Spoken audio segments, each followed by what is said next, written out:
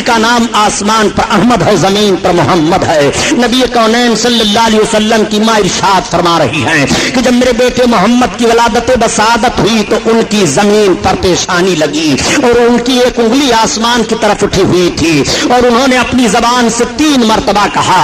پہلی بار تو کہا اللہ اکبر، اور دوسری بار کہا الحمدللہ کثیرا، اور تیسری بار میرے بچے نے کہا اللہم رب حب لی امتی۔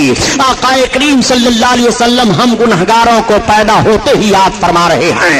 اعلیٰ حضرت عظیم البرکت اسی طرف اشارہ فرماتے ہیں کہ پہلے سجدے پہ روزے ازل سے درود، پہلے سجدے پہ روزے ازل سے درود، اور یادگاری امت پہ لاکھوں سلام، لاکھوں سلام۔ اللہ اللہ، آقا کریم صلی اللہ تعالی علیہ وسلم کی ولادت بسعادت ہوئی ہے۔ آپ ذرا ملاحظہ فرمائیے اور اس بات کو بھی ذہن و فکر میں رکھتے ہوئے چلیے گا کہ ابھی نبوت رسالت کا اعلان نہیں ہوا ہے۔ جب اس پار کا یہ عالم ہے اس پار کا عالم کیا ہوگا؟ میرے آقا صلی اللہ تعالی علیہ وسلم کی ماں سے ایک یہودیہ عورت نے سوال کیا، اے آمنہ خاتون، اس وقت مکہ میں تو تیل کی بڑی قلت ہے، مگر یہ بتاؤ کہ تمہارے گھر میں رات بھر روشنی کیسے رہتی ہے؟ تو نبی کی ماں بیان فرماتی ہیں کہ جب سے میرے بچے محمد کی ولادت بسعادت ہوئی ہے میں نے اپنے مکان میں چراغ جلایا ہی نہیں ہے۔ نبی کونین صلی اللہ تعالی علیہ وسلم کے نور کی وہ روشنی پھیلی ہوئی ہے، میرے آقا کی وہ مقدس عظمت ہے۔ آقا کریم صلی اللہ تعالی علیہ وسلم کی شان ملاحظہ فرمائیے، ابھی نبوت رسالت کا اعلان نہیں ہوا ہے۔ نبی کونین صلی اللہ تعالی علیہ وسلم کے ولادت کے وقت آپ کی ماں کے پاس جو عورتیں جمع تھیں ان عورتوں کا بیان سنیے۔ وہ عورتیں بیان کر رہی ہیں کہ جب آمنہ خاتون کو ولادت کا وقت ہوا، محمد پیدا ہوئے، تو اس وقت ہم عورتیں ان کے مکان میں موجود تھی۔ مکان کے صحن میں ہم نے یہ دیکھا کہ آسمان سے چاند اور ستارے جھکے چلے آ رہے ہیں، ایسا لگ رہا تھا کہ مکان کے صحن میں چاند اور ستارے گر پڑیں گے، اس طرح سے جھکے چلے آ رہے تھے محمد کی ولادت پر، آپ کی پیدائش پر۔ اعلیٰ حضرت عظیم البرکت اسی طرف اشارہ فرما رہے ہیں کہ صبح طیبہ میں ہوئی بٹتا ہے بڑا نور کا، اور صدقہ لینے نور کا آیا ہے تارا نور کا۔ مکہ کی سرزمین پر سویرے سویرے نور کی خیرات بٹ رہی ہے، مکہ کی سرزمین پر سویرے سویرے نور لٹایا جا رہا ہے۔ اسی لیے تو اعلیٰ حضرت عظیم البرکت فرماتے ہیں کہ میرے آقا کے نور کا صدقہ اس طرح سے لٹایا جا رہا تھا، آقا کریم صلی اللہ تعالی علیہ وسلم کے نور کا صدقہ اس طرح سے لوٹ رہے تھے، اتار کر ان کے رخ کا صدقہ نور کا بٹ رہا تھا بڑا، کہ چاند سورج مچل مچل کر جبی کی خیرات مانگتے تھے، کہ چاند سورج مچل مچل کر جبی کی خیرات مانگتے تھے۔ آقا کریم صلی اللہ تعالی علیہ وسلم کی ولادت و بسعادت ہوئی ہے، میرے آقا اس دنیا میں تشریف لائے ہیں۔ آقا کریم کے نور کا صدقہ کس نے نہیں لیا؟ چاند ستارے نے نور کا صدقہ لیا، سورج نے نور کا صدقہ لیا، نبی پیدا ہوئے ہیں۔ آقا کریم اپنی ماں کی گود میں ہیں، تمام عورتیں زیارت کرنے کے لیے آ رہی ہیں اور عرض کرتی ہیں اے آمنہ خاتون تمہیں مبارک ہو، تمہاری گود میں جو بچہ آیا ہے یہ تو ختنہ شدہ پیدا ہوئے ہیں، ان کے ختنہ کی ضرورت ہی نہیں ہے۔ میرے آقا صلی اللہ علیہ وسلم کے حسن کی زیارت تمام قبیلے کے لوگ کر رہے ہیں، پورے مکہ کے گھر گھر میں سرکار کی ولادت کی خبر پھیل گئی ہے، ساری عورتیں سارے مرد دیکھنے کے لیے آ رہے ہیں۔ حضرت آمنہ خاتون کا گھر زیارت گاہ بنا ہوا ہے، ایسی بھیڑ ہو رہی ہے کہ دیکھنے کے بعد سارے لوگ یہی بیان دے رہے ہیں کہ اتنا عظیم الشان بچہ مکہ کی سرزمین پر کسی قبیلہ میں کسی خاندان میں پیدا نہیں ہوا۔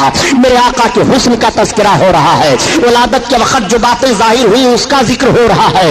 اس وقت کا دستور یہ تھا کہ باہر سے عورتیں آتی تھیں، دودھ پلانے کے لیے بچوں کو لے جایا کرتی تھی۔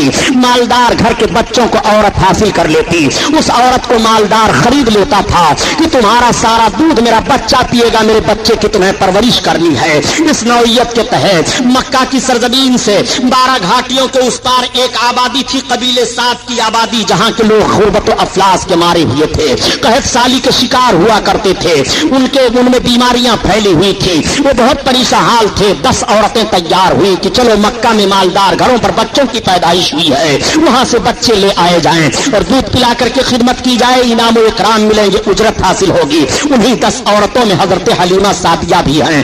حضرت حلیمہ سعدیہ نے کہا میں جانے کی طاقت نہیں رکھ رہی ہوں۔ عورتوں نے کہا حلیمہ تمہیں چلنا پڑے گا۔ حلیمہ نے کہا دیکھو آج کئی روز کی میں بھوکی ہوں، پانی پر گزارا کر رہی ہوں، میری سواری کا جانور بھی بڑا کمزور ہو چکا ہے۔ عورتوں نے کہا نہیں حلیمہ تمہیں چلنا پڑے گا۔ حضرت حلیمہ کو بھی عورتوں نے تیار کر لیا، اب حلیمہ سے سواری پر سوار ہو کر کے چلی ہیں، مگر قافلہ کی عورتوں کی سواریاں طاقتور تھی، وہ آگے نکل جاتی ہیں، حلیمہ کی سواری پیچھے رہ جاتی ہے۔ راستے میں 7 جگہوں پر حلیمہ کی سواری کمزوری کی بنیاد پر بیٹھ جاتی ہے۔ تمام عورتوں تو مکہ میں پہنچ کر کے مالدار گھروں پر جا کر کے بچوں کو حاصل کر لیتی ہیں، مگر حلیمہ دیر میں پہنچی۔ حلیمہ جب پہنچنے کے بعد ایک دو گھروں کا جائزہ لیتی ہیں، پتہ یہ چلا کہ بچے خالی نہیں ہیں۔ حلیمہ پھر دوسرے گھر پر جاتی ہیں، پتہ چلا یہاں پر بھی کوئی بچہ نہیں ہے۔ کئی گھروں کا جائزہ لینے کے بعد حلیمہ مایوس ہو جاتی ہیں، تب تک ساتھ میں آنے والی ایک عورت مل گئی۔ حلیمہ سے پوچھا حلیمہ تمہیں کوئی بچہ ملا کہ نہیں ملا؟ حلیمہ نے کہا مجھے کوئی بچہ نہیں ملا۔ اس عورت نے کہا حلیمہ سنو، وہ دیکھو جو سامنے حویلی دکھائی دے رہی ہے، وہ سردار قریش عبد المطلب کی بڑی حویلی ہے، اس میں ایک مکان ہے، وہاں پر چلو اے حلیمہ، وہاں ایک ایسا بچہ ہے، وہ بچہ یتیم ہے۔ اس عورت نے تو یہی کہا، مگر اسے کیا معلوم کہ وہ یتیموں کو سہارا دینے والے ہیں، وہ یتیموں کے غمخوار ہیں، وہ یتیموں کے چارہ جو ہیں۔ آقا کریم صلی اللہ تعالی علیہ وسلم کا پتہ وہ عورت حلیمہ کو بتا رہی ہے۔ اس عورت نے کہا اے حلیمہ اگر مجھے کوئی بچہ نہ ملا ہوتا تو میں اسی بچہ کو لیتی۔ حلیمہ نے کہا میں نے بھی کئی گھروں پر ان کا ذکر سنا ہے، چلو مجھے لے چلو۔ حلیمہ سعدیہ کو عورت سردار قریش حضرت عبد المطلب کے پاس لے جاتی ہے، اور جب آپ عبد المطلب کے پاس پہنچی اور اپنا مدعا بیان کرتی ہیں تو حضرت عبد المطلب نے حضرت حلیمہ کو حضرت آمنہ خاتون کے پاس پہنچا دیا۔ اب آپ حضرت آمنہ خاتون کے پاس پہنچ کر اپنے انداز سے سلام عرض کرتی ہیں اور عرض کرتی ہیں اے بہن آمنہ خاتون، میں نے سنا ہے کہ آپ کی گود میں بڑے حسین و جمیل ہیں، آئے ہوئے ہیں، میں ان کی خدمت کے لیے تیار ہوں۔ میں قبیلے سعد کی غریب عورت ہوں، مفلس و قلاش ہوں، میں اس لیے آئی ہوں تاکہ آپ کے بچے کی خدمت کروں، ہمیں مناسب اجرت مل جائے۔ حضرت آمنہ خاتون کی آنکھیں آنسوؤں سے بھر جاتی ہیں، آنسو ٹپکنے لگے۔ حضرت حلیمہ نے کہا بہن رونے کا سبب کیا ہے؟ حضرت آمنہ خاتون فرماتی ہیں اے حلیمہ جس مقصد سے تم آئی ہو تمہارا مقصد نہیں حل ہو پائے گا، تم انعام و اکرام اور اجرت کی لالچ میں آئی ہو، مگر تمہیں زیادہ اجرت اور زیادہ انعام نہ مل پائے گا، اس لیے اے حلیمہ ان کی پیدائش سے پہلے ان کے باپ کا انتقال ہو چکا ہے۔ حضرت حلیمہ نے کہا اے بہن اب ہمیں انعام اور اجرت کی لالچ نہیں رہ گئی ہے، میں نے آپ کے شہزادے کی بڑی تعریفیں سن لی ہیں، میں چاہتی ہوں کہ آپ کے شہزادے مجھے مل جائیں اور میں دودھ پلا کر کے ان کی خدمت انجام دے لوں۔ میرے آقا اس وقت سو رہے تھے۔ حضرت حلیمہ سعدیہ نے عرض کیا بہن یہ تو بتاؤ کہ شہزادے گرامی وقار ہیں کہاں؟ آقا کریم کے جسم اطہر پر ایک چادر شریف ڈال دی گئی ہے۔ حضرت آمنہ خاتون نے جیسے چادر کو آپ کے جسم اطہر سے ہٹایا تو حضرت حلیمہ بیان فرماتی ہے کہ محمد سو رہے تھے، جیسے میرے آقا کے رخ انور سے چادر کا ہٹنا تھا، لب پر آقا کے مسکراہٹ کھیل جاتی ہے، سوتا ہوا بچہ مسکرانے لگے تو کتنا اچھا لگتا ہے، اور یہ تو کائنات کے داتا ہیں مسکرا رہے ہیں، نبی کونین ہیں مسکرا رہے ہیں، رحمت للعالمین ہیں مسکرا رہے ہیں، بشیر و نذیر ہیں مسکرا رہے ہیں، غریبوں کی غربت دور فرمانے والے ہیں مسکرا رہے ہیں۔ حضرت حلیمہ فرماتی ہیں کہ محمد کے لب پر مسکراہٹ کھیل گئی، میں نے دوڑ کر کے ان کو اٹھا لیا اور ان کے رخسار نبوت کا بوسہ لیا۔ اعلیٰ حضرت عظیم البرکت اسی لیے بیان فرماتے ہیں پتلی گولے قدس کی پتیاں ان لبوں کی نزاکت پہ لاکھوں سلام، لاکھوں سلام، اللہ اللہ، آقا کریم صلی اللہ تعالی علیہ وسلم کو حضرت حلیمہ سعدیہ اپنی گود میں اٹھا لیتی ہیں اور اٹھانے کے بعد چوم رہی ہیں، پیشانی اقدس کو چوم رہی ہیں اور عرض کرتی ہیں اے بہن واقعی آج تک میری نگاہ کیا تمام عورتیں بیان دے رہی ہیں کہ اتنا حسین و جمیل بچہ مکہ میں کسی خاندان میں پیدا نہیں ہوا۔ حضرت حلیمہ سعدیہ سرکار کو لے کر کے بیٹھ گئی اور دودھ پلانے لگی۔ حضرت حلیمہ نے اپنے داہنی پستان کو پیش کیا، میرے آقا نے دودھ پی لیا۔ حضرت حلیمہ نے جب بائیں پستان کو پیش کیا تو سرکار نے دودھ پینا چھوڑ دیا۔ پھر حضرت حلیمہ نے داہنے پستان کو پیش کیا، میرے آقا نے پی لیا، اور بائیں کو پیش کیا، پھر سرکار نے چھوڑ دیا۔ اب حلیمہ کی سمجھ میں بات آ گئی۔ حلیمہ اس وقت دو بچوں کو دودھ پلا رہی تھی، ایک تو آقا کو پلا رہی تھی، دوسرے ایک شہزادے کو اور پلا رہی تھی۔ اگر میرے آقا دونوں پستان کا دودھ پی لیتے تو دوسرا پینے والا دودھ محروم رہ جاتا۔ سرکار نے یہ فطری انصاف پیش کیا ہے اور حق والے کا حق ادا فرما دیا ہے۔ میرے آقا یہی سے ذہن و فکر دے رہے ہیں کہ جس کو قربت ہو تو قربت والوں کو حق کس طرح سے دینا چاہیے۔ نبی کونین صلی اللہ تعالی علیہ وسلم نے دودھ نہیں پیا، صرف داہنے پستان کا پیا، اور وہ بھی طبی نقطہ نظر سے ماں کے داہنے پستان میں دودھ کم ہوتا ہے اور بائیں میں زیادہ ہوتا ہے۔ جس میں دودھ کم ہے نبی کونین اسے استعمال فرما رہے ہیں، اور جس پستان میں دودھ زیادہ ہے سرکار دوسرے پینے والے کے لیے چھوڑ رہے ہیں۔ اعلیٰ حضرت عظیم البرکت اسی طرف اشارہ فرماتے ہیں کہ بھائیوں کے لیے ترک پستا کریں، دودھ پیتے کی صحبت پہ لاکھوں سلام، لاکھوں سلام۔ اسلامیہ کیسٹ کمپنی مالیگاؤں کی جانب سے عقائد و اعمال کو سنوارنے والی بہترین کیسٹیں مولانا سید شاہ تراب الحق قادری صاحب کی تقریریں، مقام مصطفیٰ اور ترجمہ قرآن، جنگ بدر، بیماریوں کا قرآنی علاج، تقلید اور مذہب حنفی، نماز کے مسائل، روزہ کے مسائل، وضو پاکی اور زکوٰۃ کے مسائل، مولانا عبد المصطفیٰ حشمتی صاحب کی تقریریں، وطن کے غدار کون، کیوں نہیں ہوتے مسلمان ایک، باطل کی پہچان۔ اس کے علاوہ ہر قسم کی سی ڈی اور کتابوں کے لیے اسلامیہ کیسٹ کمپنی پوار گلی مالیگاؤں ضلع ناسک اور مکتبہ رضا 26 کامبیکر اسٹریٹ بمبئی نمبر 3 سے رابطہ قائم کریں۔ بھائیوں کے لیے ترک پستا کریں، دودھ پیتے کی صحبت پہ لاکھوں سلام، لاکھوں سلام۔ اللہ اللہ، حضرت حلیمہ سعدیہ سرکار کو اپنی گود میں لے کر کے بیٹھی ہوئی باتیں کر رہی ہیں۔ نبی کی ماں ارشاد فرماتی ہیں اے حلیمہ سنو، یہ میرا بچہ عام بچوں کی طرح سے نہیں ہے۔ حلیمہ سنو، جب میرے بچے کی ولادت ہوئی ہے تو جس طرح ماؤں کو تکلیف ہوتی ہے بچوں کی پیدائش پر، مجھے تکلیف کا کچھ احساس نہیں ہوا۔ نبی کی ماں بیان فرماتی ہیں اے حلیمہ، میرا بچہ جب پیدا ہوا اور ان کے دادا جان جب لے کر کے کعبہ کی طرف گئے ہیں تو کعبہ جھک گیا ہے۔ اے حلیمہ، جب میرا بچہ پیدا ہوا تو میرے مکان کے صحن میں آسمان سے چاند اور ستارے جھکے چلے آ رہے تھے۔ میرا بچہ عام بچوں کی طرح سے نہیں ہے۔ حلیمہ سے حضرت آمنہ خاتون بیان فرماتی ہیں اے حلیمہ، جب میرے بچے کی ولادت ہوئی تو اچانک میرا بچہ میری گود سے غائب ہو گیا، ایک بادل کا ٹکڑا آیا اور اس میں میرا بچہ چلا گیا۔ تھوڑی دیر کے بعد آواز آ رہی تھی، یہ امام الانبیاء ہیں، مشرق و مغرب کی سیر کرا دو، سارے عالم کو انہیں دکھا دو۔ اور اس کے تھوڑی دیر کے بعد وہ بادل کا ٹکڑا میری گود میں آ گیا، میرا بچہ میری گود میں آیا۔ حلیمہ، میرا بچہ عام بچوں کی طرح سے نہیں ہے۔ نبی کی ماں بیان فرماتی چلی جا رہی ہیں، حلیمہ کی محبت بڑھتی چلی جا رہی ہے۔ حلیمہ نے کہا اے آمنہ خاتون، میں نے مان لیا کہ آپ کا بچہ عام بچوں کی طرح سے نہیں ہے، یہ بچہ کوئی عظیم انسان ہے۔ اے آمنہ، اب ہمارے ساتھ کی عورتیں جانے کی تیاری کر رہی ہیں، ہمیں بھی اجازت دو۔ نبی کونین صلی اللہ تعالی علیہ وسلم کی ماں آقا کو اپنی گود میں لیتی ہیں اور لینے کے بعد پیار کرتی ہیں، اور اس کے بعد حضرت حلیمہ خاتون کی گود میں بھیگی پلکوں کی چھاؤں میں دے دیا۔ حضرت آمنہ خاتون کی آنکھوں سے آنسو ٹپک رہے ہیں محبت کے۔ حلیمہ خاتون اپنی گود میں سرکار کو لیتی ہیں اور لینے کے بعد جب وہ چلنے لگتی ہیں، اپنی سواری کے قریب آئیں تو وہی سواری حلیمہ کی ہے کہ پہلے جب حلیمہ آ رہی تھی تو وہ سواری کمزوری کی بنیاد پر راستے میں 7 جگہوں پر بیٹھ گئی تھی، لیکن اب حلیمہ خاتون جب اس سواری پر سوار ہو رہی ہیں تو اس سواری میں اتنی طاقت پیدا ہو جاتی ہے اور اس طرح تیز رفتار وہ سواری جا رہی ہے کہ تمام سواریوں سے آگے نکل جاتی ہے اور راستہ مہکتا ہوتا چلا جاتا ہے۔ خاتون سے پوچھا لوگوں نے، عورتوں نے، اے حلیمہ خاتون یہ تو بتاؤ کیا تو نے مکہ میں سواری کو بدل دیا ہے؟ تو حضرت حلیمہ خاتون نے فرمایا نہیں میں نے سواری نہیں بدلی ہے، البتہ سوار بدل گیا ہے۔ یہ سردار قریش عبد المطلب کے پوتے محمد ابن عبداللہ کے چلنے کی برکت ہے۔ اور اے حلیمہ خاتون یہ راستہ کیوں مہک رہا ہے؟ تو حضرت حلیمہ فرماتی ہے کہ انہی کے چلنے کی وجہ سے راستہ مہک رہا ہے، میں نے مکہ میں کوئی خوشبو نہیں خریدی ہے۔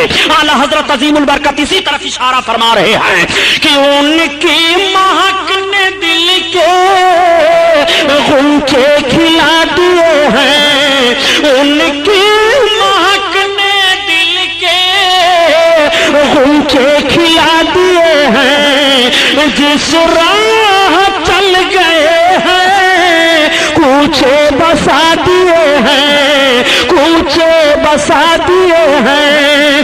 حضرت حلیمہ سعدیہ سرکار کو لے کر کے چل رہی ہیں اور 12 پہاڑیوں کو گزر کر کے حضرت حلیمہ سعدیہ اپنی آبادی کے قریب پہنچ رہی ہیں، مگر ان 12 پہاڑیوں کا بھی نقشہ ملاحظہ فرمائیے۔ حضرت حلیمہ سعدیہ جس پہاڑی سے بھی گزر رہی ہیں، اگر پہاڑ کے اوپر کوئی سوکھا درخت ہے تو ہرا ہو جاتا ہے، اگر پہاڑیوں کے درمیان ان جھاڑیوں میں جانور چر چگ رہے ہیں تو حلیمہ کی سواری دیکھنے کے بعد وہ سارے جانور سامنے سے ہٹ جایا کرتے تھے اور حلیمہ کی سواری کو دیکھا کرتے تھے، گویا وہ جانور بھی سمجھ رہے ہیں کہ نبی کونین جا رہے ہیں، ان کی زیارت کر لو، رحمت للعالمین جا رہے ہیں، ان کی زیارت کر لو، آقا کریم سوار ہو کر کے جا رہے ہیں، آگے سے ہٹ جاؤ۔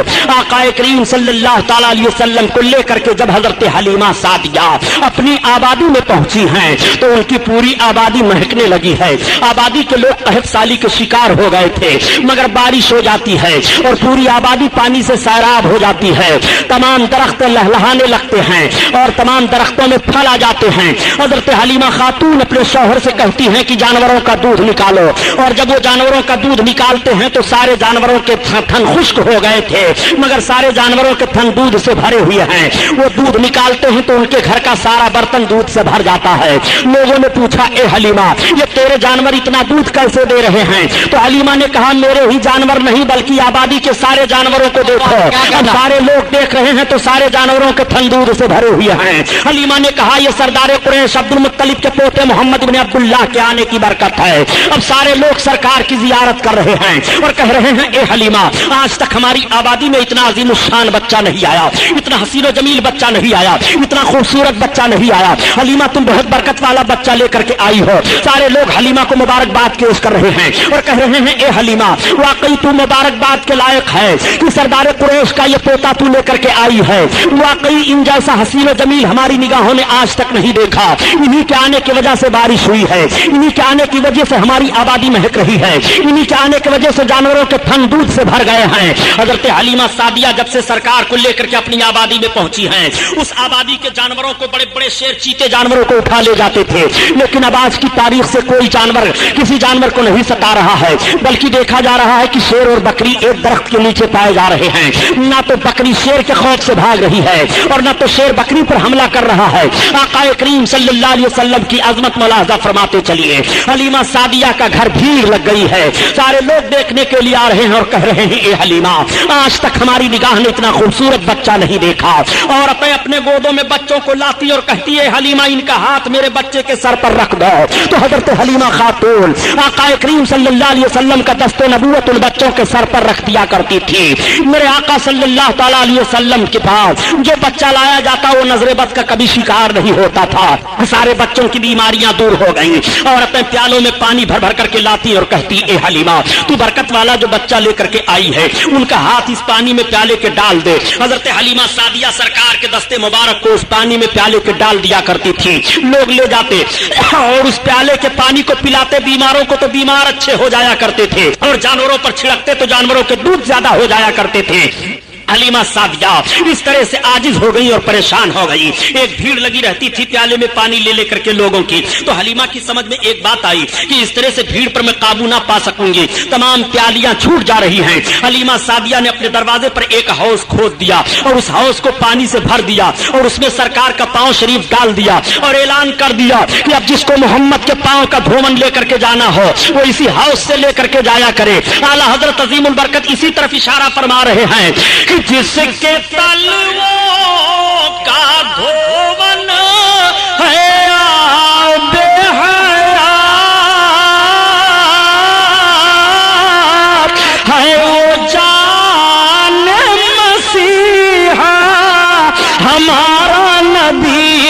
ہمارا نبی ہے وہ جان مسیحا، ہمارا نبی، ہمارا نبی۔ اللہ اللہ، تکبیر، نعرہ رسالت۔ اب آپ ذرا غور فرمائیے، ابھی نبوت و رسالت کا اعلان نہیں ہوا اور سرکار کے مقدس پاؤں شریف کا دھون پیا جا رہا ہے، بیمار شفا پا رہے ہیں، اور جانوروں پر ڈالا جا رہا ہے تو جانوروں کے دودھ زیادہ ہو رہے ہیں۔ حلیمہ سعدیہ فرماتی ہیں کہ جس طرح سے بچے سال میں بڑھتے ہیں، محمد کے جسمانی بڑھنے کا حال یہ تھا کہ وہ مہینے میں اتنا بڑھ رہے تھے۔ حلیمہ سعدیہ فرماتی ہیں کہ جب تک میں ان کو جی بھر کر کے دیکھ نہیں لیتی تھی مجھے سکون نہیں ملتا تھا۔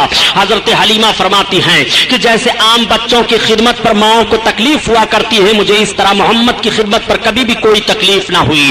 حلیمہ سعدیہ فرما رہی ہیں کہ جب وہ جسم کے طور پر بڑھ رہے تھے تو ان کا حال یہ تھا کہ خوشبو تو پھیلتی ہی رہتی تھی اور جسم سے خوشبو آتی ہی تو رہتی تھی، میں جب بستر سے اٹھاتی تو بستر مہکتا رہتا تھا۔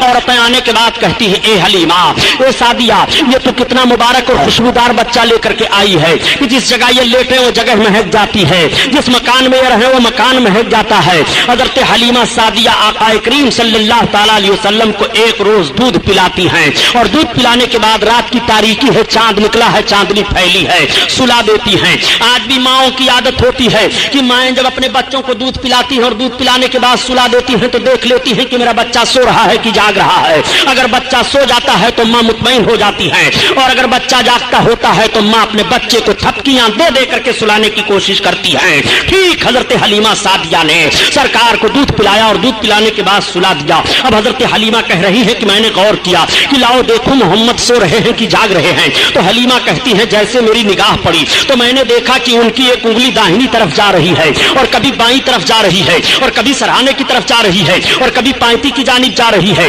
حلیمہ کہتی ہیں جب میں نے غور کیا تو محمد کی انگلی جدھر جدھر جا رہی تھی آسمان پر چاند اسی طرف جا رہا تھا۔ اگر وہ اپنی انگلی داہنی طرف لے جا رہے ہیں تو چاند داہنی طرف جا رہا ہے، اگر انگلی کو سرہانے کی طرف لے جا رہے ہیں تو چاند سرہانے کی طرف جا رہا ہے، اگر انگلی کو پائتی کی جانب لے جا رہے ہیں تو چاند پائتی کی جانب جا رہا ہے۔ جدھر جدھر ان کی انگلی گھوم رہی ہے آسمان پر چاند اسی طرف گھوم رہا ہے۔ اعلیٰ حضرت عظیم البرکت اسی طرف اشارہ فرماتے ہیں کہ چاند جھک جاتا جدھر انگلی اٹھاتے مہد میں کیا ہی چلتا تھا اشاروں پر کھلونا نور کا۔ آئیے تقریر، نعرہ تکبیر، نعرہ رسالت، نعرہ رسالت، جشن رحمت للعالمین حضرت علامہ مولانا غلام محی الدین صاحب قبلہ، نعرہ تکبیر، سبحان اللہ صلی اللہ تعالیٰ علیہ وسلم کا کریمانہ حال ملاحظہ فرمائیے۔ حضرت حلیمہ سعدیہ فرماتی ہیں کہ میں دیکھ کر کے دنگ رہ گئی۔ حضرت حلیمہ فرماتی ہیں یہ محمد کا عالم ہے۔ تمام عورتوں سے حضرت حلیمہ سعدیہ ذکر کر رہی ہیں، آقا کریم صلی اللہ تعالیٰ علیہ وسلم حضرت حلیمہ کی گود میں ہیں۔ عورتیں دیکھنے کے بعد کہتی ہیں حلیمہ کتنا برکت والا بچہ لے کر کے آئی ہو، پورے قبیلے سعد میں شہرہ ہے، آقا کریم کی برکتیں ظاہر ہیں۔ حلیمہ سعدیہ سرکار کو دودھ پلا رہی ہیں اور بیان دیتی ہیں جس طرح سے بچوں کی خدمت پر پرورش کو ماں کو تکلیف ہوتی ہے مجھے کبھی بھی اس کا احساس نہیں ہوا۔ میرے آقا صلی اللہ تعالیٰ علیہ وسلم دودھ پینا جب چھوڑ دیتے ہیں تو حضرت حلیمہ سعدیہ سرکار کو لے کر کے آپ کی ماں کے پاس آ گئی اور پھر اجازت لیتی ہے، کہتی ہیں بہن آمنہ خاتون ان کو ہمارے پاس چند برس اور رہنے دو۔ چنانچہ حضرت آمنہ خاتون سے اجازت لے کر کے سرکار کو پھر لے کر کے چلی جا رہی ہیں۔ اب میرے آقا حضرت حلیمہ رضی اللہ تعالیٰ عنہ کے گھر ہیں۔ سرکار جسمانی حالت پر ایسے ماحول میں پہنچ گئے کہ میرے سرکار زمین پر تشریف فرما ہو کر کے چل رہے ہیں، مگر قدم میں کوئی لڑکھڑاہٹ نہیں ہے، کوئی لغزش نہیں ہے، کوئی لرزہ نہیں ہے۔ دیکھنے والے دیکھ کر کے حیران رہ جاتے ہیں، اے حلیمہ تو نے جس بچے کی خدمت کی ہے ان کا چلنا ذرا دیکھو۔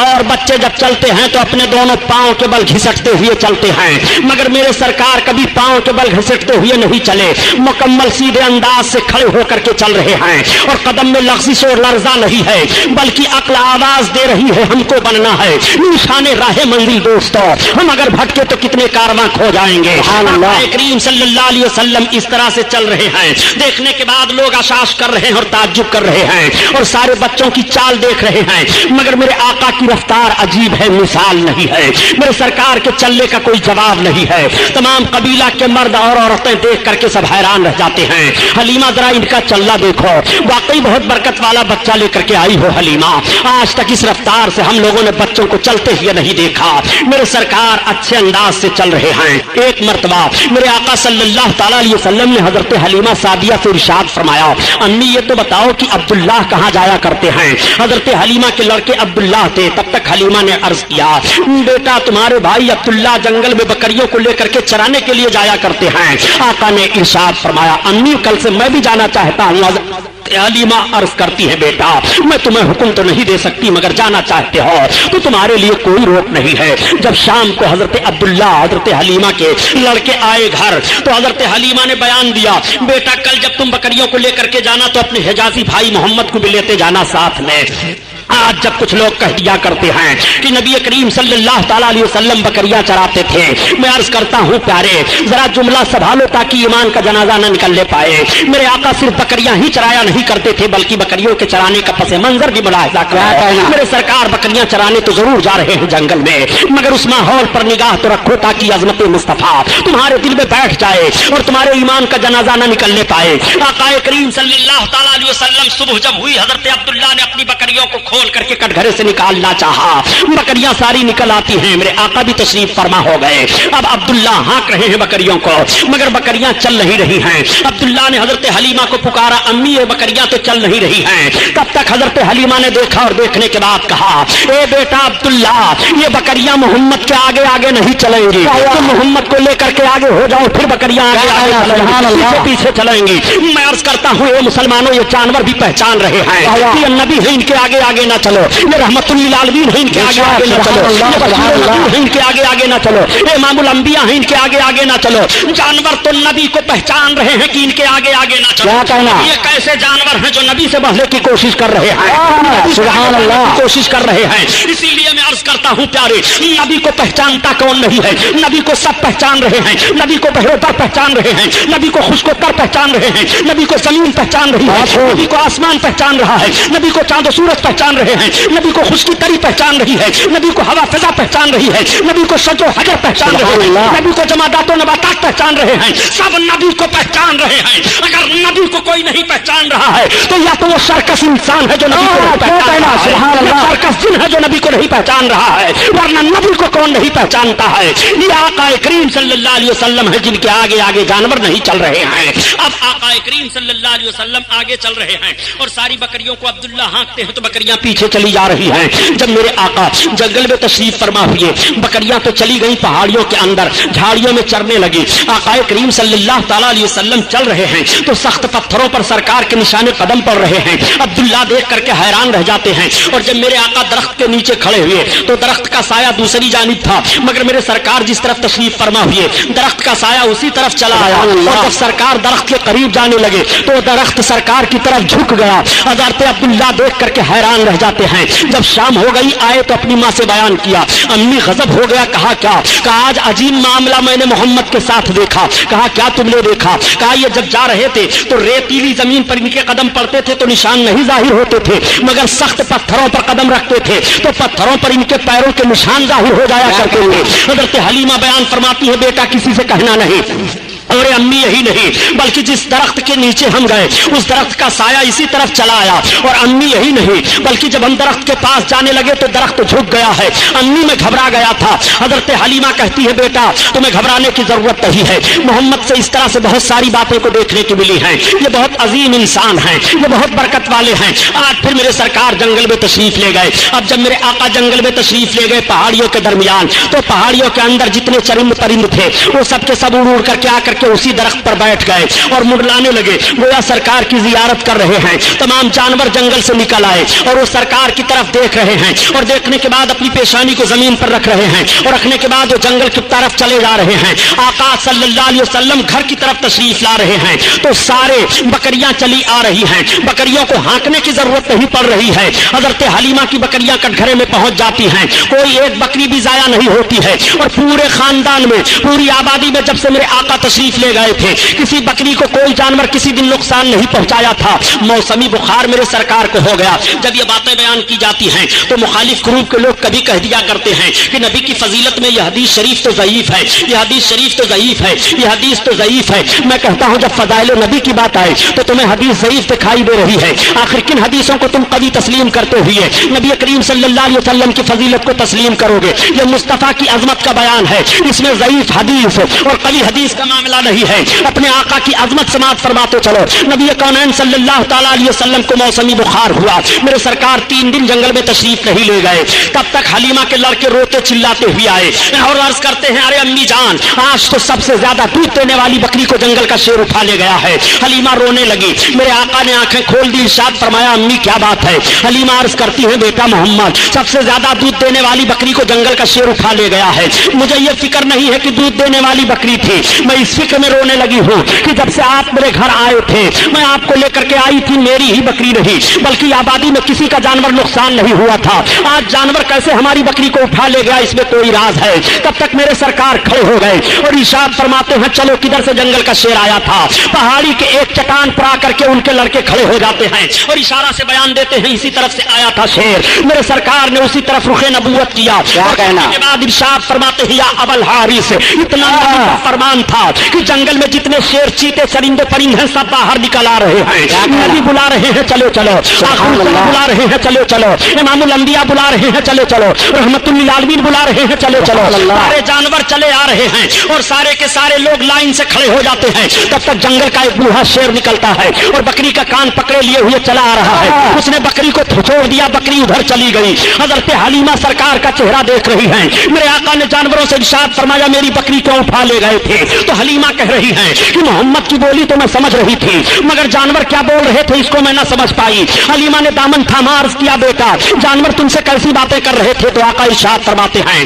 اے امی جب میں نے ان جانوروں سے پوچھا کہ میری بکری کیوں اٹھا لے گئے تھے تو ان جانوروں نے یہی جواب دیا کہ آج 3 دن کا عرصہ گزر گیا تھا, آپ آئے نہیں تھے, آپ کا چہرہ دیکھنے کو نہیں ملا تھا. تو سارے جانوروں نے مشورہ کیا کہ حلیمہ کی بکری اٹھا لاؤ, چھڑانے کے لیے آپ ہی آ جائیں گے اور آپ ہی کی زیارت نصیب ہو جائے گی, اس لیے کام کیا گیا. سبحان اللہ. جانور ہیں جو نبی کا چہرہ دیکھنے کے لیے ترس رہے ہیں اور جنگل کے جانور سرکار کا چہرہ دیکھنے کے لیے نکل آ رہے ہیں. یہی وجہ ہے کہ حلیمہ کے گھر جب تک میرے آقا ہیں آبادی کے لوگ جب جاتے سویرے تو سرکار کا مقدس چہرہ دیکھ کر جاتے اور حلیمہ سے کہتے اے حلیمہ محمد کا چہرہ ہمیں دکھا دیا کرو. جب ان کا چہرہ ہم دیکھ کر کے جایا کرتے ہیں تو ہمارا دل بھلائی سے گزر جایا کرتا ہے. اے حلیمہ جب ہم ان کا چہرہ دیکھ کر کے جاتے ہیں تو ہمارا کام بن جایا کرتا ہے. یہ میرے آقا کا مقدس چہرہ ہے کہ جب دیکھ کر کے لوگ جائیں تو کام بن جایا کرے, دن بھر بھلائی سے گزر جائے. اور ایک ان لوگوں کا بھی چہرہ ہے کہ نگاہ پڑ جائے تو دن بھر کھانا پانی دانا نہیں ملے گا, ایکسیڈنٹ ہو جائے گا, سواری نہیں ملے گی. خدا کی قسم نبی کے چہرے کا حال تو یہ ہے کہ رب تعالیٰ رخ نبوت کی قسم یاد فرما رہا ہے. والضحیٰ واللیل اذا سبحان اللہ, تمہارے رخ روشن کی قسم ہے, تمہارے زلف معمبری کی قسم ہے. نبی آخر الزمان صلی اللہ علیہ وسلم کا وہ مقدس چہرہ ہے کہ جن کے چہرے کی قسم رب یاد فرما رہا ہے. آؤ جانور دیکھنے کے لیے ترس رہے ہیں, آؤ باتیں بتانے کی بات نہیں ہے پیارے بلکہ سمجھنے کی بات ہے. اعلان نبوت کے بعد کا ایک ماحول عرض کرتا چلوں تاکہ آپ کے ذہن میں بات نشین ہو جائے. آج لکھنے والے نے لکھ دیا اپنی کتاب میں معاذ اللہ کہ محمد رسول اللہ کو اردو زبان مدرسے دیوبند سے معلوم ہوئی ہے. میں عرض کرتا ہوں اگر تاریخ کا ایک حوالہ بھی غلط ثابت ہو تو جو چور کی سزا غلام محی الدین سبحانی کی, اور اگر تاریخ کا حوالہ صحیح ہے تو تم ایسے بددیانتوں سے الگ ہو کر کے رسول کے عشق میں آؤ, رسول کے عشق کو اپنے سینے میں بساؤ اور رسول اللہ کے عاشق بن کر کے زندگی گزارو. نبی کونین صلی اللہ علیہ وسلم سارے عالم کے لیے نبی ہیں اور سارے عالم کے لیے رحمت ہیں. ہر ایک کی زبان میرے آقا سمجھ رہے ہیں, چاہے ہندوستانی ہو اس کی بھی زبان سمجھ رہے ہیں, ایرانی ہو اس کی بھی زبان سمجھ رہے ہیں, عربی ہو اس کی بھی زبان سمجھ رہے ہیں, ساری دنیا کے انسانوں کی زبان سمجھ رہے ہیں, جانوروں کی زبان سمجھ رہے ہیں, چرندوں پرند کی زبان سمجھ رہے ہیں. اس لیے کہ نبی کونین بن کر کے تشریف لائے ہیں وہ سب کی زبان سمجھ رہے हैं। अरे यारो याद रखो, हजरत आदम अलैहिस्सलाम को 7 लाख जबानों का इल्म था और इस वक्त दुनिया में सिर्फ 30,000 जबानें बोली जा रही हैं। 30,000 जबानें बोली जा रही हैं और हजरत आदम अलैहिस्सलाम को 7 लाख जबानों का इल्म था। नबी कौनैन सल्लल्लाहु अलैहि वसल्लम तो इमामुल अंबिया हैं। नबी को अल्लाह ताला ने सारे उलूम अता फरमा दिए हैं। कोई ऐसी जबान नहीं है जिस जबान को मेरे आका ना जान रहे हों। आका करीम सल्लल्लाहु ताला अलैहि वसल्लम किस तरह जबानों को समझ रहे हैं। देखो, मैंने ये दावा किया है, आज ये आका सल्लल्लाहु अलैहि वसल्लम जलवा अफरोज हैं। रिसालत नबुव्वत का ऐलान हो चुका है, कलमा की तबलीग हो रही है, मेरे सरकार तशरीफ ले जा रहे हैं। रास्ते में एक शिकारी एक हिरन को शिकार के लिए आ रहा है। हिरन की निगाह पड़ जाती है, जैसे रुखे नबुव्वत पर हिरन की निगाह पड़ी, हिरन रोने लगी, आंखों से आंसू बहने लगे। वो मेरे सरकार जो जानवरों का रोना भी न पसंद फरमाए, न गवारा हो इंसानों के रोने को आका कब गवारा करेंगे। मेरे आका सल्लल्लाहु अलैहि वसल्लम से हिरन अर्ज कर रही है, या रसूल अल्लाह, मुझको इस शिकारी ने शिकार कर लिया है। या रसूल अल्लाह, मेरे 2 छोटे छोटे बच्चे हैं, मैं उन अपने बच्चों को दूध पिलाती हूँ। या रसूल अल्लाह, इस शिकारी के शिकार से मुझे आजाद करा दीजिए, मैं अपने छोटे बच्चों को दूध पिला करके या रसूल अल्लाह फिर इस शिकारी के शिकार में आ जाऊंगे। ए मेरे आका, आप रहम फरमा दें, आप करम फरमा दें। उस हिरन ने यह फरियाद पेश की और जैसे उसने यह फरियाद पेश की, आका फरमाते शिकारी, उसने कहा हाँ। आका ने फरमाया, देखिए शिकार मुझसे कह रही है कि इसके 2 छोटे छोटे बच्चे ही से तू आजाद कर दे, ये अपने बच्चों को दूध पिलाने के बाद तेरे शिकार में आ जाएगी। उसने कहा, आप कैसी बात कह रहे हैं, भला शिकार भी छूट जाने के बाद शिकार में आता है। आका ने फरमाया, सुन, और शिकारियों के शिकार होंगे जो छूट जाएंगे, वो नहीं आएंगे, मगर ये मेरा शिकार है, ये आजाद होने के बाद भी मेरे शिकार में रहेगा, मैं जिम्मेदारी लेता हूँ। आका करीम सल्लल्लाहु अलैहि वसल्लम के कहने पर उस शिकारी ने छोड़ दिया, हिरन आजाद हुई। हिरन जाने के बाद अपने दोनों बच्चों को दूध पिलाती है और दूध पिलाने के बाद जब वापस चलने लगी, बच्चे माँ की छाती नहीं छोड़ रहे हैं। हिरन ने कहा, बच्चों तुम्हारा पेट भर गया, अब तुम छोड़ दो। अब तुम्हारा पेट कैसे भरेगा ये मुझे मालूम नहीं। बच्चों से माँ ने जब ये कहा, बच्चे तड़प गए। माँ ने कहा, ए बच्चों, मैं रसूलुल्लाह सल्लल्लाहु ताला अलैहि वसल्लम से वादा करके आई हूँ, इतना सुनना था कि बच्चे भी माँ के साथ चल रहे हैं। हिरन आ रही है, आका तशरीफ फरमा है, सरकार की निगाहें नबुव्वत पड़ी। इरशाद फरमाते हो, शिकारी हो, देख तेरा शिकार आ रहा है। जैसे उसकी निगाह पड़ी कि हिरन आ रही है, उसके साथ दोनों बच्चे भी आ रहे हैं। उसने अर्ज किया, या रसूल अल्लाह, अब हमें आप अपने शिकार में लीजिए, बाद में मैं शिकार को लूंगा। सरकार का कलमा पढ़ा, इस्लाम में दाखिल हो गया। आका करीम सल्लल्लाहु अलैहि वसल्लम ने किस तरह से हिरन को आजादी दिलाई है। मेरे सरकार हिरन की भी फरियाद को पहुंच रहे हैं और उसकी भी बोली समझ रहे हैं। आओ, सरकार की बारगाह में एक सहाबी हाजिर आए और अर्ज करते हैं, या रसूल अल्लाह, मेरा ऊंट दीवाना हो गया है। सरकार में जब उसके करीब जाता हूं तो काटने दौड़ता है। आका तशरीफ ले गए सहाबी के बाग में जहां पर वो ऊंट था। सहाबी ने अर्ज किया, या रसूल अल्लाह, ऊंट के करीब ना जाएं, ऐसा ना हो कि ऊंट आपको तकलीफ दे दे। आका फरमाते हैं, घबराने की जरूरत नहीं है। जब ऊंट के करीब गए तो सरकार ऊंट के करीब बढ़ा और करीब बढ़ने के बाद आका के कदम मुबारक पर अपने मुंह को रख दिया और रखने के बाद बिलबिलाने लगा और अर्ज करने लगा, या रसूल अल्लाह, ये मेरा मालिक है, ये मेरा मालिक मुझसे काम ज्यादा लेता है और मुझे चारा कम देता है। या रसूल अल्लाह, मेरा जिस्म कमजोर हो गया। एक सहाबी, सुनो, ये ऊंट मुझसे कह रहा है कि तुम इसको चारा कम दे रहे हो और इससे काम ज्यादा ले रहे हो, ये कमजोर हो गया है, तुम इसको चारा ज्यादा दिया करो, जब ये तवाना हो जाए तब तुम इससे काम लेना। उसी मौका पर मेरे आका ने इरशाद फरमाया कि तुम अपने जानवरों को दिन बार रात में 70 बार दाना और पानी दिया करो। जिस नबी ने जानवरों पर इतना रहम फरमाया हो, उस नबी का रहमो करम होगा। वो नबी सारे आलम के लिए रहमत बन करके तशरीफ लाए हैं। वो रहमतुल लिल आलमीन है। जानवरों पर किस तरह रहमत हो रही है, मेरे सरकार ने जानवरों पर किस तरह करम फरमाया है। मेरे आका तशरीफ फरमा है, तब तक परिंदे हाजिर हो जाते हैं और अर्ज करते हैं, या रसूल अल्लाह, ये आपकी उम्मत के छोटे छोटे बच्चे हमारे घोंसलों को उजाड़ दिया करते हैं। या रसूल अल्लाह, हम परिंदे तिनकों को चुक चुक करके लाते हैं और घोंसले बनाते हैं। सरकार अपने इन उम्मत के बच्चों को आप मना फरमा दे। आका ने इरशाद फरमाया, ए सहाबियों, तुम अपने बच्चों को रोक दो, कोई बच्चा किसी परिंदे के घोंसले को न उजाड़े। जिस रसूल ने परिंदों के घोंसले तक की हिफाजत उस नबी के उम्मतियों के मकान जलाए जा रहे हैं, उस नबी के उम्मतियों की दुकान जलाई जा रही है, उस नबी के उम्मतियों की इबादत गाहें फूकी जा रही हैं। मैं कहना चाहता हूँ, रसूल कायनात ने कितना रहमो करम फरमाया है जानवरों पर, सरकार ने कितना करम फरमाया है इन 2 जबानों पर। आका करीम सल्लल्लाहु ताला अलैहि वसल्लम इन सब की जबान समझ रहे हैं। शेर چیتے تعظیم کر رہے ہیں, درخت نبی کے قدموں پر جھک رہا ہے. اسی لیے تو اعلیٰ حضرت عظیم البرکت فرماتے ہیں, اے لوگوں, جب نبی کونین جانوروں کی فریاد کو پہنچ رہے ہیں تو نبی کی بارگاہ میں امتی فریاد کرے تو نبی امتی کی فریاد کو کیوں نہیں پہنچائیں گے؟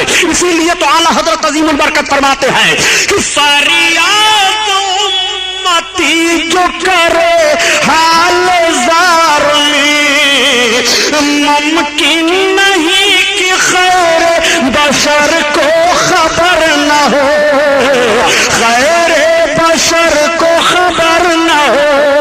ہاں یہی کرتی ہے چڑیا فریاد, ہاں یہی چاہتی ہے رنگی داد میرے مولا کی ہے, بس یہی شان عظیم جانور بھی کریں جن کی تعظیم سنگ کرتے ہیں ادب سے تسلیم, پیڑ سجدے میں گرا کرتے ہیں, گرا کرتے ہیں. سبحان اللہ. وسلم کی عمر شریف 4 برس کی ہو گئی ہے.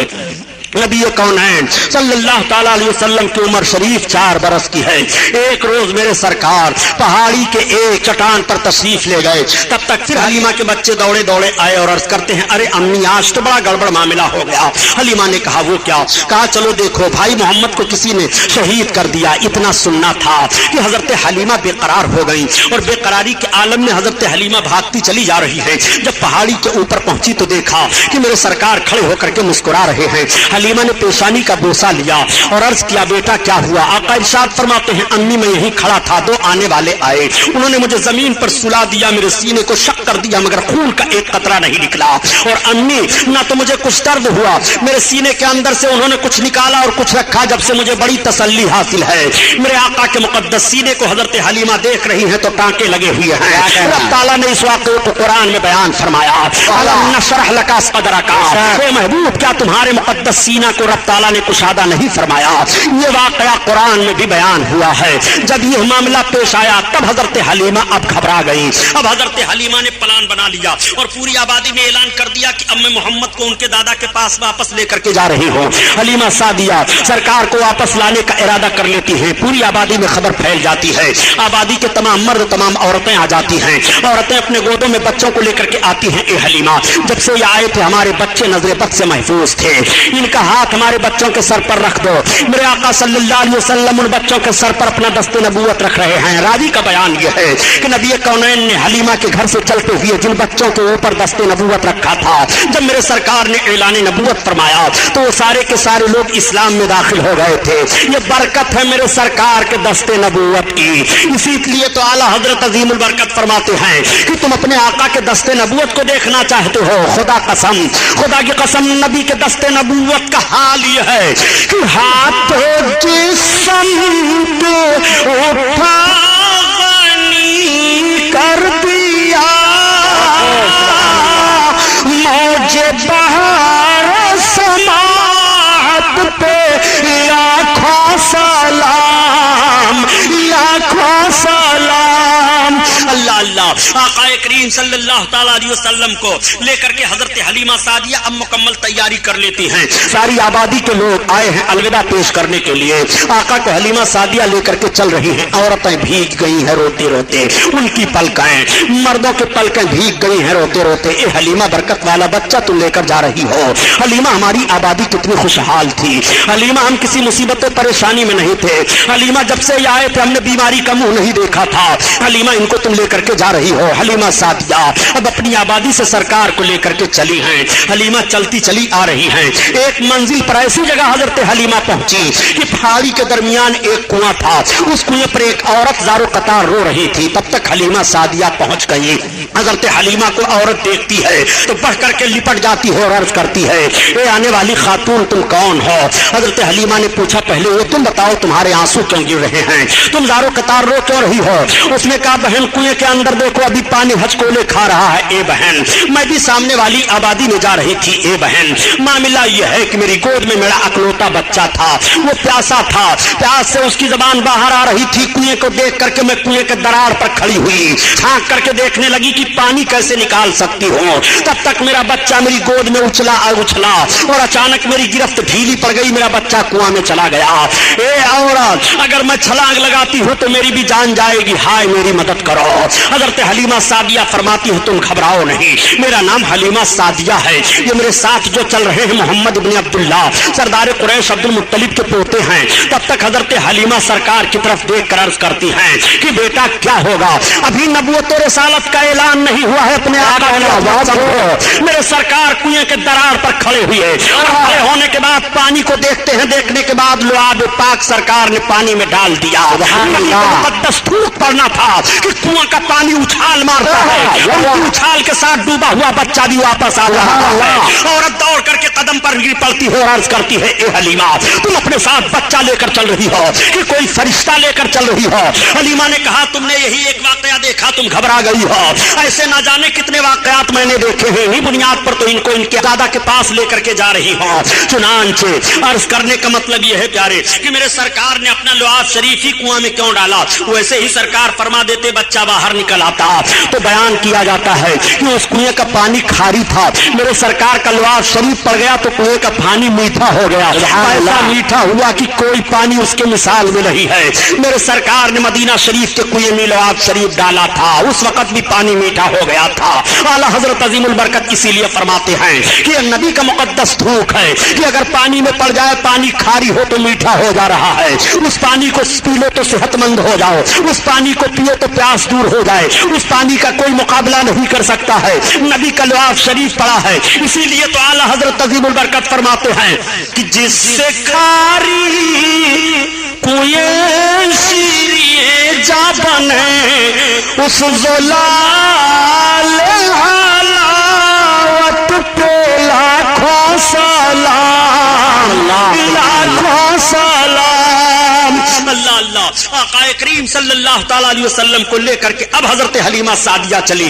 जब मक्का शरीफ एक मंजिल रह गया तो हलीमा सादिया, धूप की शिद्दत थी, पहाड़ियों के पास झाड़ियां थी, वहां सरकार को ठहरा देती हैं और अपनी जरूरत से चली जाती हैं। मेरे आका मक्का शरीफ का रास्ता ले लेते हैं। अब हलीमा सादिया जो घूम करके आ रही हैं तो हलीमा ने देखा कि मोहम्मद वहां पर हैं ही नहीं। हलीमा बहुत परेशान हो गई, चीखने लगी, चिल्लाने लगी और आवाज देने लगी सरकार को। हलीमा रो रही है पहाड़ियों के दरमियान, हलीमा चीख रही है, चिल्ला रही हैं, रोती हुई पहाड़ियों के दरमियान चल रही थी कि एक बूढ़ा अरब मिला। उसने पूछा, खातून तुम कौन हो? हलीमा ने बताया कि मैं हलीमा सादिया हूँ, मैं कबीले साद से आ रही थी, मेरा बच्चा गायब हो गया है। उसने कहा, ये चलो पहाड़ी के अंदर एक हमारा खुदा है, एक बुत रहता था, चलो तुम उसके सामने अपनी फरियाद पेश करो, वो बता देगा कि तुम्हारा बच्चा कहाँ है। जैसे हलीमा को लेकर के गया, उसने कहा, ए हमारे माबूद, ये हलीमा औरत है, इसका बच्चा गायब हो गया है। ये मक्का अपने बच्चा को लेकर के जा रही थी। जैसे इतना सुनना था कि वो बुत थरथरा करके गिरा और उसके अंदर से आवाज आई, उनकी बात कर रहे हो कि जिनके नक्शे कदम पर चल करके गायब हुए लोग रास्ता पाएंगे, वो गायब होने वाले नहीं हैं, वो भटकने वाले नहीं हैं। हलीमा वहां से हट आई। अब ये इत्तला मक्का में भी पहुंच गई थी। मामला ये हुआ कि मेरे सरकार जब उस हाल झाड़ी से गए तो रवायतों में बात आती है कि अबू जहल आ रहा था। उस वक्त उसको अबू जहल नहीं कहा जाता था, बल्कि पूरे मक्का में वो अबुल हकम कहा जाता था। वो आ रहा था, उसने देखा, जैसे देखा तो पूछा सरकार से। आका ने बताया कि मैं मोहम्मद इब्न अब्दुल्ला हूँ। इतना सुनना था, वो अपनी सवारी से उतर पड़ा और उतरने के बाद सरकार को बैठा लिया और आगे बैठ करके चलने लगा। अब सवारी नहीं चल रही है, वो बहुत परेशान हो गया। फिर सरकार को आगे बैठाया और पीछे अपना बैठा। अब सवारी हाँक रहा है तो सवारी भागती चली जा रही है। गोया उस सवारी को भी मालूम है कि दुश्मन रसूल आगे बैठे और सरकार पीछे बैठे, मैं नहीं जाऊंगी। मेरे सरकार जब आगे बैठ रहे हैं और दुश्मन पीछे बैठा है, अब सरकार को लेकर के सवारी भाग रही है। मक्का में इत्तला पहुंच चुकी थी कि हलीमा सरकार को लेकर के आई थी और रास्ते में कहीं मेरे आका गायब हो गए। आका के दादा जान हजरत अब्दुल मुत्तलिब भी तैयारी करके निकलने वाले थे, तब तक अबू जहल पहुंच गया और पहुंचने के बाद कहा, ये सरदार कुरैश, ये लीजिए आपके पोते मोहम्मद हैं। ये मैं नहीं जानता कि ये मेरे साथ क्या करेंगे, लेकिन ऐसा ऐसा मामला पेश आया है। उस जालिम को क्या खबर है कि बद्र के मकाम पर तलवार इसे काटेगी। उस जालिम को क्या खबर है कि गड्ढे में डाला जाएगा। उस जालिम को क्या खबर है कि सबसे बड़ा मक्का का दुश्मन सरकार का यही होगा। अबू जहल ने ये कहा हजरत अब्दुल मुत्तलिब से और कह करके फिर ये चला गया। अब आप आयत करीमा तिलावत कीजिए। मुफस्सिरीन की एक जमात का कहना है वो वजद का दालन फहदा, ए महबूब हमने तुम्हें खुद रफ्ता पाया, अपनी मोहब्बत में तो तुम्हें राह दी। आला हजरत ने ये तर्जमा किया है।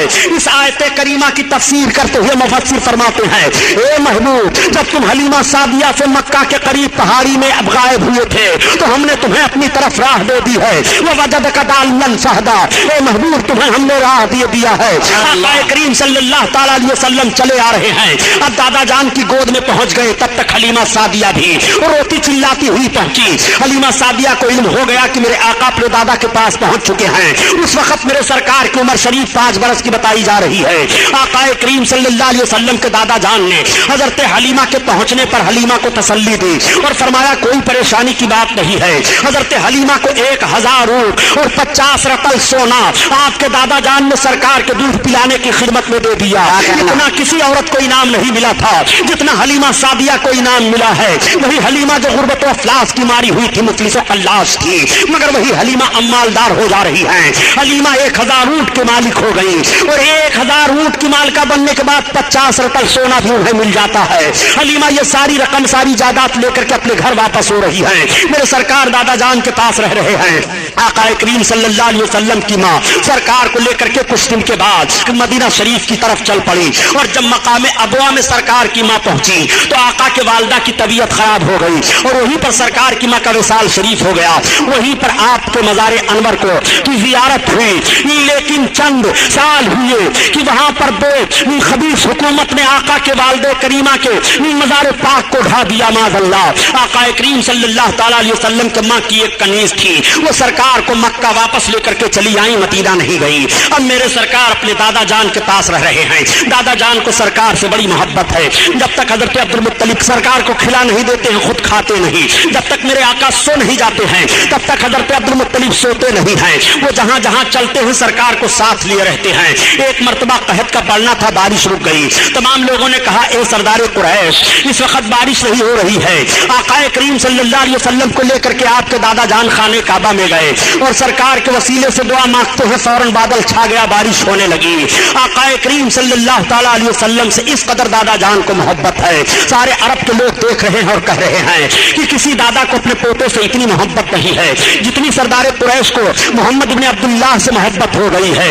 8 बरस का अरसा गुजरने वाला है, लेकिन जब मेरे सरकार की उम्र शरीफ 7 बरस की थी तो मक्का में एक कबाइली झगड़ा हो गया था। यानी मक्का शरीफ से बाहर जो आबादियां थी और मक्का में जो आबादियां थी उनसे झगड़ा हो गया। मक्का शरीफ के बाहर वाले मक्का वालों पर हमला आवर हो गए। मेरे आका सल्लल्लाहु अलैहि वसल्लम की 7 बरस की उम्र शरीफ है जब कबाइली इख्तिलाफ में आका करीम सल्लल्लाहु अलैहि वसल्लम के साथ तमाम लोग निकले मक्का के सरबराह लोग सरदार कुरैश की मायत में वतन की हिफाजत के लिए। तो मौरिख बयान करता है कि वतन की हिफाजत के लिए पहला यह मौका था 7 बरस की उम्र में जब मोहम्मद सल्लल्लाहु ताला अलैहि वसल्लम निकल करके अपनी कौम के साथ और वतन की हिफाजत का पैगाम दे रहे थे और दुश्मनों को पीछे ढकलने के लिए ऐलान कर रहे थे।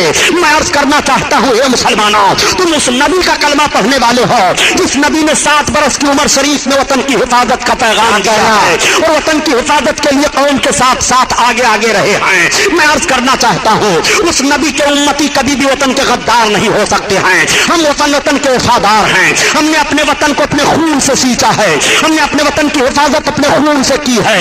हमने हर जगह पर यही ऐलान किया था। जब कारगिल और पाकिस्तान का मामला चल रहा था तो ये ऐलान किया था कि अगर कारगिल के बदमाशों ने हमारे हिंद की जमीन को जबरदस्ती एक बालिश पर ले ली तो हिंदुस्तान का मुसलमान अपने सर पर कफन बांध करके निकलेगा और पाकिस्तान को 1 इंच भी नहीं घुसने देगा। इसलिए कि हम उस रसूल के कलमा पढ़ने वाले हैं। वतन की हिफाजत का पैगाम दिया है और वतन की हिफाजत करना और वतन से मोहब्बत करना ये भी हमारे लिए जरूरी है, लाजिम है। मोहम्मद रसूलुल्लाह सल्लल्लाहु ताला अलैहि वसल्लम का ये पैगाम है। 7 बरस की उम्र शरीफ में वतन की हिफाजत का पैगाम नबी कौनैन सल्लल्लाहु ताला अलैहि वसल्लम ने दिया है। हम उस रसूल के कलमा पढ़ने वाले हैं। मेरे सरकार की उम्र शरीफ 8 बरस की हो जाती है और जब सरकार की उम्र शरीफ 8 बरस की हुई तो आपके दादा जान के इंतकाल का वक्त हो गया। आपके दादा जान ने अपने तमाम बच्चों को बुलाया। अबू लहब आ जा, हजरत अब्बास आ गए, हजरत अमीर हमजा आ गए, हजरत अली के बाप अबू तालिब आ गए, ये सब के सब पहुंच गए। हजरत अब्दुल मुत्तलिब ने कहा देखो तुम लोगों को मालूम है कि मैं कितनी मोहब्बत करता हूं मोहम्मद से। लोगों ने कहा हाँ। कहा अब देखो मेरे जाकनी का वक्त है, मैं दुनिया से जाने वाला हूँ, मैं चंद लम्हे के लिए और दुनिया में हूँ, कौन है जो इस मेरे पोते की खिदमत करेगा। इतने में अबू लहब बोल पड़ा कि मैं इनकी खिदमत करूंगा। हजरत अब्दुल मुत्तलिब ने फरमाया नहीं मैं तुझे नहीं दूंगा। तब तक हजरत हमजा बोल पड़े, आपने फरमाया नहीं अभी तुम छोटे हो। तब तक हजरत अब्बास अर्ज करने लगे, आप फरमाते हैं नहीं तुम कसीरुल अयाल हो। तब तक हजरत अली के बाप अबू तालिब बोल पड़े और कहने लगे अब्बा इनकी खिदमत मैं करूंगा। हजरत अब्दुल मुत्तलिब ने सरकार के दस्ते पाक को लिया और हजरत अली के बाप अबू तालिब के हाथ में दे दिया। कहा बेटा इनकी खिदमत करते रहना, तुम्हें मालूम है कि मुझको इनसे कितनी मोहब्बत है। ये कहते हुए आपके दादा की आंखें बंद हो गई और रूह कब से उनसुरी से परवाज कर गई। दादा जान का इंतकाल हो गया। 8 बरस की उम्र शरीफ सरकार की है। मेरे आका की निगाहें नबूवत भीग जाती हैं, आंसू गिरने लगते हैं। सरकार बहुत रो रहे हैं, आंसू बह रहे हैं। दादा का जनाजा तैयार हुआ। उस वक्त नमाज जनाजा फर्ज नहीं थी, नहीं पढ़ी जा रही थी। ले जाकर के दादा के जनाजे को दफन कर दिया गया। साथ साथ मेरे आका भी तशरीफ ले जा रहे हैं और अपने हाथ से सरकार अपने दादा के कब्र अनवर पर मट्टी डाल रहे हैं। ये कैसा वक्त रहा होगा जब मेरे सरकार 8 बरस की उम्र में अपने दादा जान की कब्र पर मट्टी डाल रहे होंगे। मेरे सरकार के नबूवत वाले हाथों को मुलाहजा फरमाइए। सरकार दो आलम सल्लल्लाहु ताला अलैहि वसल्लम की खिदमत अब आपके चचा हजरत अली के बाप अबू तालिब कर रहे हैं। अबू तालिब को भी सरकार से बड़ी मोहब्बत है। हर हर मोड़ पर सरकार का वो साथ दे रहे हैं, हर हर कदम पर सरकार का साथ दे रहे हैं। जब तक सरकार नहीं खाना तनाउर फरमा लेते तब तक हजरत अली के बाप भी नहीं खाते थे। हर हर लम्हा हर हर सेकंड आपकी खिदमत का लिहाज किया करते थे। मेरे आका सल्लल्लाहु ताला अलैहि वसल्लम की उम्र शरीफ आगे बढ़ती चली जा रही है और सरकार की अमानत तो दियानत भी मक्का वाले देख रहे हैं। देखने के बाद ताज्जुब करने लगते हैं, कहने लगते हैं कि इतना शरीफ और इतना अच्छा बच्चा हम लोगों ने आज तक नहीं देखा। इनके चलने का अंदाज भी निराला है, बातचीत करने का भी अजीब तरीका है। इनकी तरह से कोई बात नहीं करता है और इनकी तरह से कोई बोलता नहीं है। पूरे मक्का वाले अपने अपने बच्चों को कहा करते थे कि तुम ऐसे उठा बैठा करो और अपने बाप दादा के साथ पेश आया करो जैसे मोहम्मद इब्न अब्दुल्लाह पेश आया करते हैं। इस तरह से उनकी जबान पर जुमले जारी हुआ करते थे। उन्हें क्या खबर है कि कौम के सारे बच्चों को इन्हीं के नक्शे कदम पर चलने के बाद जिंदगी का तरीका मालूम होगा। पूरी कौम इन्हीं के नक्शे कदम पर चलेगी तो उनको जिंदगी का मेराज हासिल हो जाएगा। वो अपने मकसद जिंदगी को हासिल कर लेंगे। उन्हें नहीं मालूम है।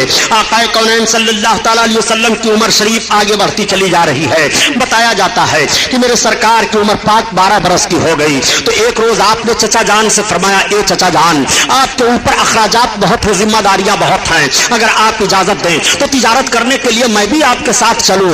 हजरत अली के बाप अबू तालिब फरमाते हैं कि बेटा मैं आपको हुक्म नहीं दे सकता लेकिन चलना चाहते हो तो ठीक है। चुनांचे तिजारत का सामान तैयार हुआ और सारे ताजिर तैयार हुए, मेरे आका भी तैयार हो गए। अब इस तिजारती काफिला के साथ मेरे सरकार जा रहे हैं। जब तिजारती काफिला वालों को पता चला कि मोहम्मद भी हमारे साथ चल रहे हैं तो पूरा काफिला बहुत खुश था कि आज बाबरकत बच्चा हम लोगों के साथ चल रहा है, आज इनके चलने से हमारी तिजारत में बरकत होगी। चुनांचे तिजारती काफिला रवा दमा चला जा रहा है। जब शाम मुल्क के करीब तिजारती काफिला पहुंचा और एक जगह अपना पड़ाव डाला तो वहां एक गिरजा घर था। गिरजा घर के अंदर से एक राहिब निकला और निकलने के बाद उसने पूरे तिजारती काफिला वालों को देखा और देखने के बाद पूछा ये बताओ इस तिजारती काफिला का सरदार कौन है। किसी ने अबू तालिब की तरफ इशारा कर दिया कि ये हैं। वो गिरजा घर का राहिब अबू तालिब के पास पहुंचता है और पूछता है ये बताइए कि ये लड़का किसके साथ में है। हजरत अली के बाप अबू तालिब ने कहा ये मेरे भतीजे मोहम्मद हैं। उस राहिब ने नीचे से ऊपर देखा और फिर ऊपर से नीचे देखा और कहा ए सरदार कुरैश अबू तालिब मैं आपसे अर्ज करता हूं कि आप इनको वापस लेकर के वापस हो जाइए, आप आगे ना बढ़िए। इनके अंदर नबी आखिर समा होने की तमाम निशानियां पाई जा रही हैं।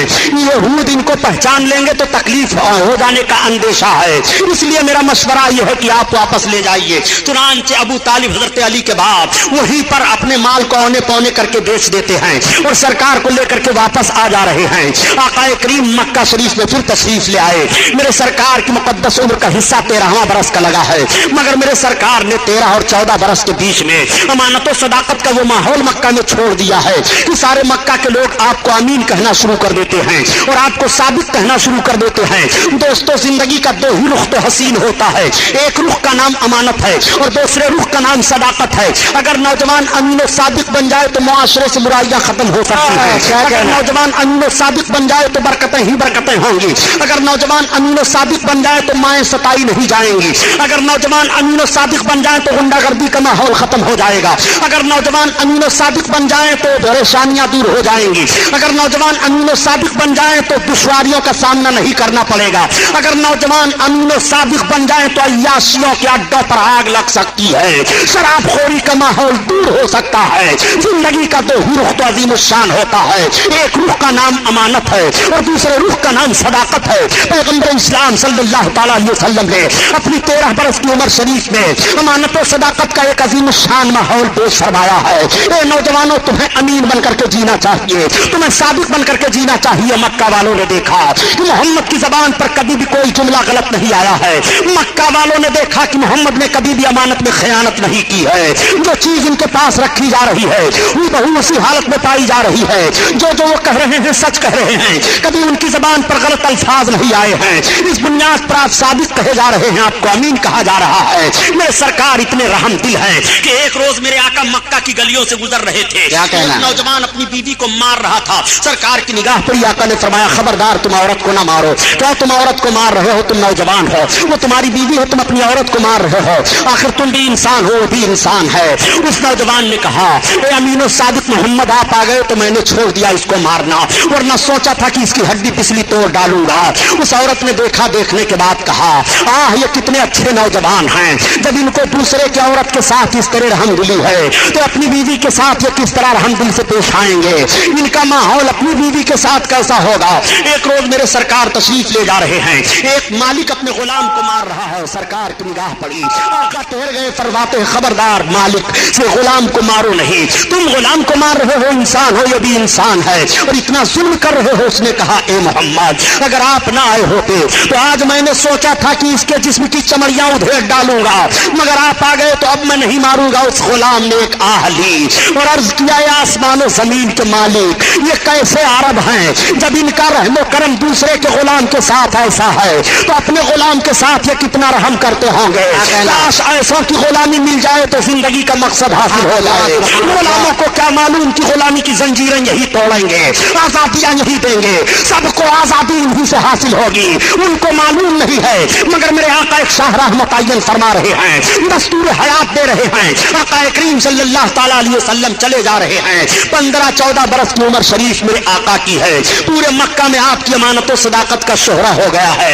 अमानत और सदाकत की एक बात और अर्ज करता चलो मुसलमानों, तुम नौजवान हो, अमीन बनकर जियो, तुम सादिक बनकर के जियो। जब मेरे सरकार ने ऐलान नबूवत फरमाया और तमाम लोग जमात दर जमात इस्लाम में आने लगे, हजरत खालिद बिन वलीद रज़ी अल्लाह ताला अन्हु बड़े अजीम सहाबी गुजरे हैं। जब ये दामने इस्लाम में आए और फौज के सिपह सालार मुंतखब हुए तो मुल्क रूम पर हजरत खालिद बिन वलीद ने एक मरतबा हमला किया था रूम के एक शहर पर। आपने जब उस शहर पर हमला किया तो उस शहर के सारे पादरी बाहर निकल आए और निकलने के बाद उन पादरियों ने इस्लामी लश्कर के एक नौजवान से कहा ए लश्करी ये तो बताओ कि तुम्हारी फौज का सिपह सालार कौन है। किसी ने बता दिया हमारी फौज का सिपह सालार वो है। हजरत खालिद बिन वलीद के पास पादरी जाता है और उसने कहा आप इस्लामी फौज का सिपह सालार हो। हजरत खालिद बिन वलीद ने कहा हाँ मैं भी इस्लामी फौज का खादिम हूँ, बताइए कहना क्या है। उन पादरियों ने कहा खालिद बिन वलीद सुन लो, हम आपसे जंग नहीं चाह रहे हैं, हम आपसे तलवार नहीं चलाएंगे। हम शहर के वो 8 पादरी हैं कि अगर हम लोग अपने पूरे शहर वालों से कह दें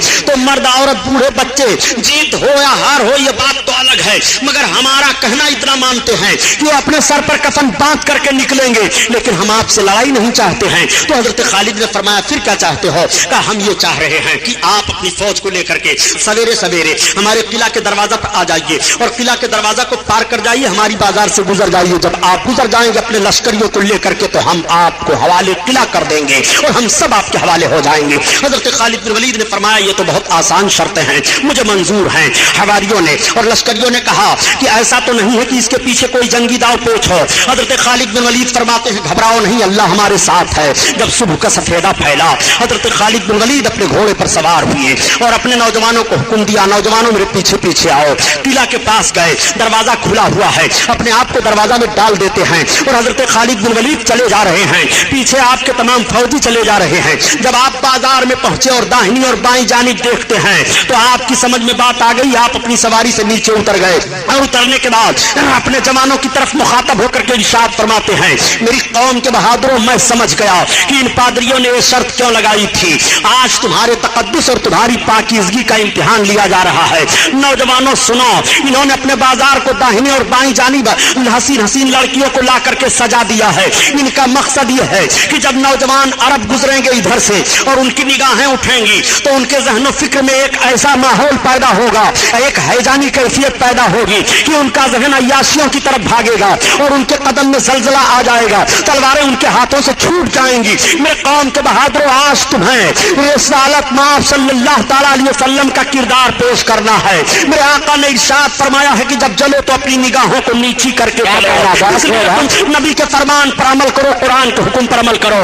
اب تم سب کے سب اپنی نگاہوں کو نیچی کر کے چلو, نہ کوئی داہنی طرف دیکھے نہ کوئی بائیں جانب دیکھے. میرے پیچھے پیچھے آؤ. ساری قوم گزرتی چلی جا رہی ہے, سارے نوجوان چلے جا رہے ہیں, نہ کوئی داہنی طرف دیکھ رہا ہے نہ کوئی بائیں جانب دیکھ رہا ہے. اور آواز آ رہی ہے, نہ مڑ کر کے بے درد قاتل نے دیکھا تو آتے رہے نینجا کیسے کیسے. سارے لشکری گزر جاتے ہیں اور سب گزر گئے تو وہ پادری حاضر ہوئے اور ان پادریوں نے کہا اے اسلامی لشکر کے سپہ سالار, ہم نے مان لیا کہ جب اسلامی نوجوانوں کے ذہن و فکر اور نگاہوں کے تقدس کا یہ حال ہے تو مذہب اسلام کے اور افراد کے پاکیزہ ماحول کا حال کیا ہوگا.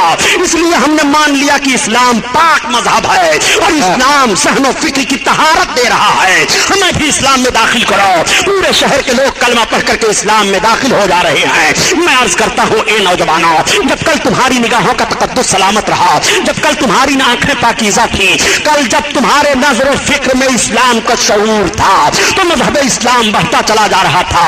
آخر اسلام تیرے چاہنے والے نہ رہے اور جن کا تو چاند تھا افسوس وہ حالے نہ رہے.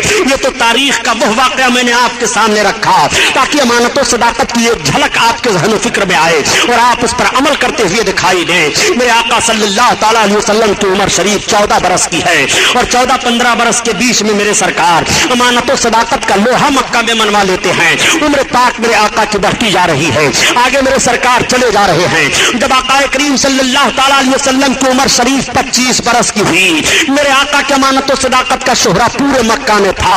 اس وقت مکہ میں ایک خاتون تھی جن کا نام حضرت خدیجہ الکبریٰ ہے. حضرت خدیجہ دو اور شوہروں کی بیوہ تھی اور بہت مالدار خاتون تھی. ان کے پاس تجارت کا بہت مال تھا. حضرت خدیجہ نے چاہا کہ میں اپنے تجارت کے مال کو کسی دیانتدار تاجر کے حوالہ کر دوں تاکہ اس سے نفع میں بھی لوں اور وہ بھی نفع حاصل کرے. حضرت خدیجہ کی نگاہ جاتی ہے آقا کریم صلی اللہ تعالی علیہ وسلم پر. حضرت خدیجہ کی جب نکاح سرکار پر گئی اور حضرت خدیجہ نے سرکار سے راہ و رسم پیدا کیا تو اپنے مال تجارت کو حضرت خدیجہ نے دے دیا اور اپنے غلام کو بھی ساتھ میں کر دیا کہ ان کے ساتھ تجارت کرنے کے لیے جاؤ, ان کی حکم عدولی نہ کرنا اور ان کے ہر قدم پر ان کا حکم ماننا. غلام بھی ساتھ ہو لیتا ہے. میرے سرکار تجارتی قافلہ کے ساتھ 25 برس کی عمر شریف ہے, حضرت خدیجہ کے تجارت کے مال کو لے کر کے جا رہے ہیں. میرے سرکار جب مال تجارت کو لے کر کے گئے اور منڈی میں پہنچے تو سب سے پہلے آپ کا مال بکا, سب سے زیادہ آپ کے مال میں نفع ہوا. نبی کونین صلی اللہ تعالیٰ علیہ وسلم جب مال تجارت سے واپس ہونے لگے اور سارا تجارتی قافلہ واپس آ رہا ہے, مکہ والوں کو یہ اطلاع مل گئی کہ تجارتی قافلہ واپس آ رہا ہے تو جن عورتوں کے شوہر گئے ہوئے تھے وہ عورتیں اپنے مکان کے چھتوں پر چڑھ کر کے دیکھنے لگی, بچے اپنے باپوں کو دیکھنے لگے, بہنیں اپنے بھائیوں کو دیکھنے لگی. تو حضرت خدیجہ کہتی ہیں کہ جب یہ اطلاع ہم کو ملی کہ تجارتی قافلہ آ رہا ہے اور سارے لوگ اپنے اپنے لوگوں کو دیکھنے لگے, شاہراہوں پر کھڑے ہو گئے, تو حضرت خدیجہ کہتی ہیں کہ میں بھی اپنے مکان کے چھت پر چڑھی اور میں نے بھی سوچا کہ لاؤ میرے مال کو تجارت کے لیے محمد لے کر کے گئے تھے, وہ بھی آ رہے ہیں کہ نہیں دیکھو. چنانچہ حضرت خدیجہ کہتی ہیں کہ جب میں اپنے مکان کے چھت سے دیکھنے لگی تو سب میں اونچے محمد دکھائی دے رہے تھے. سارے لوگوں کے اوپر تو دھوپ پڑ رہی ہے مگر محمد کے سر پر بادل سایہ کیے ہوئے چل رہا ہے اور وہ جو آگے بڑھ رہے ہیں, سایہ آگے بڑھتا چلا جا رہا ہے. میرے سرکار تشریف فرما ہوئے مکہ میں, تجارت کا حساب و کتاب ہوا, بڑا اچھا نفع ہوا. حضرت خدیجہ ایک روز خواب دیکھتی ہیں کہ آسمان سے چاند میری گود میں اتر رہا ہے اور وہ چاروں طرف پھیل گیا ہے. اس خواب کو انہوں نے اپنی سہیلی سے بیان کیا. ان کی سہیلی نے ان کے چچیرے بھائی ورقہ بن نوفل سے بیان کیا. ورقہ بن نوفل ان کے چچیرے بھائی تورات و زبور و انجیل کے بڑے بھاری عالم تھے. انہوں نے کہا اگر حقیقت میں خدیجہ نے ایک خواب دیکھا ہے تو ان قریب نبی آخر الزماں سے اس کا رشتہ نکاح ہوگا. حضرت خدیجہ جب اس خواب کے تعبیر کو سنتی ہے تو سوچتی ہیں کہ میں نے تو عہد کر لیا ہے کہ اب میں शादी नहीं करूंगी, मैं 2 शौहरों की बेवा हो चुकी हूँ, मगर वो कौन नबी आखिर ज़मां है जिनसे मेरा रिश्ते निकाह होगा। पूरे मक्का के लोगों का जायजा लेती हैं, आका करीम सल्लल्लाहु अलैहि वसल्लम की मुकद्दस सूरत उनके ज़हन फिक्र में घूम घूम कर आती है। हजरत खदीजा को इतनी मोहब्बत पैदा हो गई कि कुछ ही रोज के बाद हजरत खदीजा ने सरकार की बारगाह में निकाह का पैगाम दे दिया। 40 बरस की उम्र शरीफ हजरत खदीजा की है और 25 बरस की उम्र शरीफ मेरे आका की है। ये पहली शादी मेरे सरकार की मक्का में होने जा रही है। आका करीम ने अपने चचा हजरत अली के बाप अबू तालिब से मशवरा किया। अबू तालिब ने कहा ठीक है, मुझे मंजूर है। खदीजा शरीफा मानी जा रही है, खदीजा तैयबा ताहरा मानी जा रही है, खदीजा एक बावकार औरत तस्लीम की जा रही है, तुम उनसे शादी करना चाहते हो, मुझे मंजूर है। तमाम खानदान के लोग इकट्ठा हो गए। उधर से हजरत खदीजा ने भी अपने खानदान को इकट्ठा कर लिया। वर्का बिन नौफल उनकी तरफ से बैठ गए और आका की तरफ से हजरत अली के बाप अबू तालिब बैठ गए। अब खुतबे निकाह पढ़ा जा रहा है। पहले जमाने में 4 तरह से निकाह हुआ करता था, 3 तरह का निकाह बातिल करार दे दिया गया और जो निकाह इस वक्त मुसलमानों में राइज है यही वो तरीका है जिस तरीके पर मेरे सरकार का निकाह हुआ है। नबी आखिर ज़मां का निकाह होने जा रहा है। मक्का के सरबराह लोग बैठे हुए हैं, मेरे सरकार दूल्हा बन करके बैठे हुए हैं। मेरे आका दूल्हा बन करके जब पहली बार मेरे आका की शादी ही बने और मेरे आका वो दूल्हा बने जब मेराज में तशरीफ ले गए, खुदा की कसम दोनों का दूल्हा बनना बेमिसाल है। आला हजरत अजीमुल बरकात मेराज में दूल्हा बनने का नक्शा यूं खींचते हैं कि वो सरवारे की सुवारे रे सालात जो अर्श पे जलवागर हुए थे और नए निराले तारब के सामा अरब के मेहमान के लिए थे। अल्लाह अल्लाह आका करीम सल्लल्लाहु ताला अलैहि वसल्लम दूल्हा बने। हजरत खदीजा के भाई चचेरे वर्का बिन नौफल हजरत अली के बाप अबू तालिब से कहते हैं कि आप खुतबा पढ़िए। अब हजरत अली के बाप अबू तालिब जब खुतबा पढ़ने के लिए खड़े हुए तो सारी तारीफ आका की करते हैं और जब खदीजा के भाई चचेरे भाई वर्का बिन नौफल खड़े हुए तो वो भी सारी तारीफ आका के करते हैं। हजरत खदीजा का रिश्ते निकाह हुआ। आका फरमाते हैं कि खदीजा जब मेरे निकाह में आई तो इतना सोना लेकर के आई कि सोने का ढेर लगा दिया जाता, एक तरफ आदमी इधर बैठ जाता और एक तरफ उधर बैठ जाता तो दिखाई न देता। वो सारा सोना अल्लाह के हबीब ने अल्लाह की राह में गरीबों यतीमों और बेवाओं पर खर्च फरमा दिया। 40 बरस की उम्र शरीफ उम्मुल मोमिनीन हजरत खदीजा की है और 25 बरस की उम्र शरीफ सरकार की है। मेरे आका ने जब इज़्दिवाजी जिंदगी पेश फरमाई है और प्यारो मोहब्बत का पैगाम नशर फरमाया है तो मक्का की औरतों ने अपने शौहरों को चैलेंज कर दिया कि तुम्हें ऐसी जिंदगी गुजारनी चाहिए जिस तरह से मोहम्मद अपनी बीवी खदीजा के साथ जिंदगी गुजार रहे हैं, किस तरह से प्यारो मोहब्बत से गुजार रहे हैं, कोई शिकायत नहीं हो रही है। आका करीम सल्लल्लाहु अलैहि वसल्लम की मुक़द्दस जिंदगी आगे बढ़ती चली जा रही है। हजरत खदीजा से बच्चे पैदा हुए। हजरत फातिमा ज़हरा हजरत खदीजा ही की बच्ची हैं। आका करीम सल्लल्लाहु ताला अलैहि वसल्लम की उम्र शरीफ अब 40 बरस की हो गई है। इस अरसा में मेरे सरकार तिजारत कर रहे हैं। इस अरसा में मेरे सरकार एक इज़्दिवाजी जिंदगी पेश फरमा रहे हैं। ऐसा खुशगवार माहौल दे रहे हैं कि मक्का के नौजवान और मक्का के सारे लोग देख देख करके अपनी जिंदगी को उसी नक्शे कदम पर मुरतब करना चाह रहे हैं। आका की उम्र शरीफ जब 40 बरस की हो गई तो मेरे सरकार को इबादत का शौक बढ़ा हुआ है। सरकार इबादत फरमाने के लिए गारे हेरा में पहाड़ी में तशरीफ ले जाया करते थे, जिसको आजकल जबल नूर कहा जा रहा है। सरकार उस पहाड़ी पर चढ़ करके, उस पहाड़ी में एक खोह है, उस खोह में जलवा अफरोज होकर के अपने रब को याद किया करते थे। मैं जब हज करने के लिए गया था प्यारे, मैंने अंदाजा लगाया कि गारे हेरा इतनी ऊंचाई पर है। इस वक्त तो राह बना हुआ है, होटल बने हुए हैं, खाने पीने की सहूलतें हो गई हैं, मगर आज से 1400 बरस पहले इसका माहौल क्या रहा होगा, ये पहाड़ी किस तरह से रही होगी। मेरे सरकार सल्लल्लाहु ताला अलैहि वसल्लम इतनी ऊंचाई पर क्यों तशरीफ ले गए इबादत फरमाने के लिए। और भी मक्का में तो पहाड़ियां हैं, लेकिन देखने के बाद सिर्फ अंदाजा ये लगा और ये बात सही है कि मेरे सरकार जहां बैठ करके इबादत कर रहे थे गारे हेरा में, अगर वहां से देखा जाए तो काबा दिखाई दे रहा है। इस वक्त तो बिल्डिंगें बनी हुई हैं। मेरे सरकार जब उस वक्त जलवा अफरोज होते रहे होंगे तो काबा की चौखट तक दिखाई देती रही होगी। अल्लाह अल्लाह, इसलिए मेरे सरकार उस पहाड़ी को मुंतखब फरमाते हैं। काबा को देख रहे हैं, इबादत फरमा रहे हैं। 40 बरस का अरसा गुजर गया है, आप इबादत कर रहे हैं। आपकी इबादत का हाल ये था कि खाने पीने का सामान आप लेकर के जाया करते थे और कई कई रात दिन ही इबादत फरमाया करते थे। 40 बरस का अरसा गुजर गया।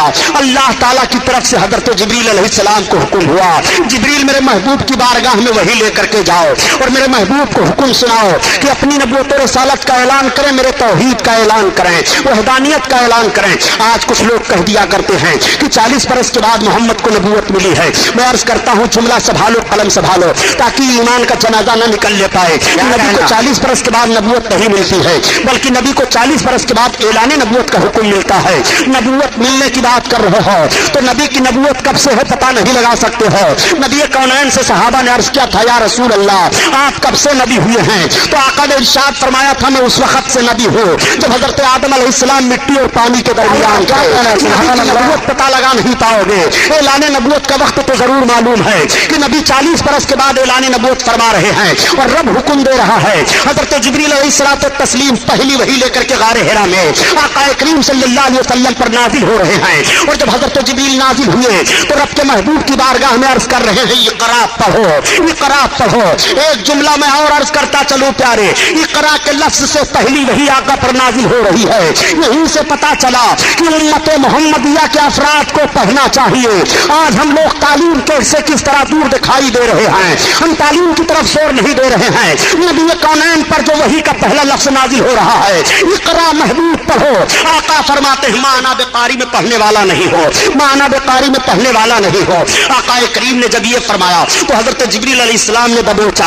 अल्लाह के हबीब सल्लल्लाहु तआला अलैहि वसल्लम से फिर अर्ज करते हैं, इक़रा बिस्मि रब्बिकल लज़ी, अपने रब के नाम से पढ़िए। जैसे रब का नाम लेना था सरकार ने पढ़ना शुरू किया। अब हजरत जिब्रील अलैहिस्सलाम गए, अल्लाह के हबीब सल्लल्लाहु अलैहि वसल्लम तशरीफ लाए और अपनी बीवी हजरत खदीजा से फरमाते हैं, ज़म्मिलूनी ज़म्मिलूनी, मुझे कंबल ओढ़ाओ, कंबल ओढ़ाओ, मेरे जिस्म पर लर्जा तारी है, मुझे कुछ खशियत लग रही है, मैं कुछ खौफ सा महसूस कर रहा हूँ। इतना सुनना था कि हजरत खदीजा ने कंबल ओढ़ा दिया और अर्ज किया, मेरे सरताज आप घबराएं नहीं, आप पर कोई खौफ नहीं होगा।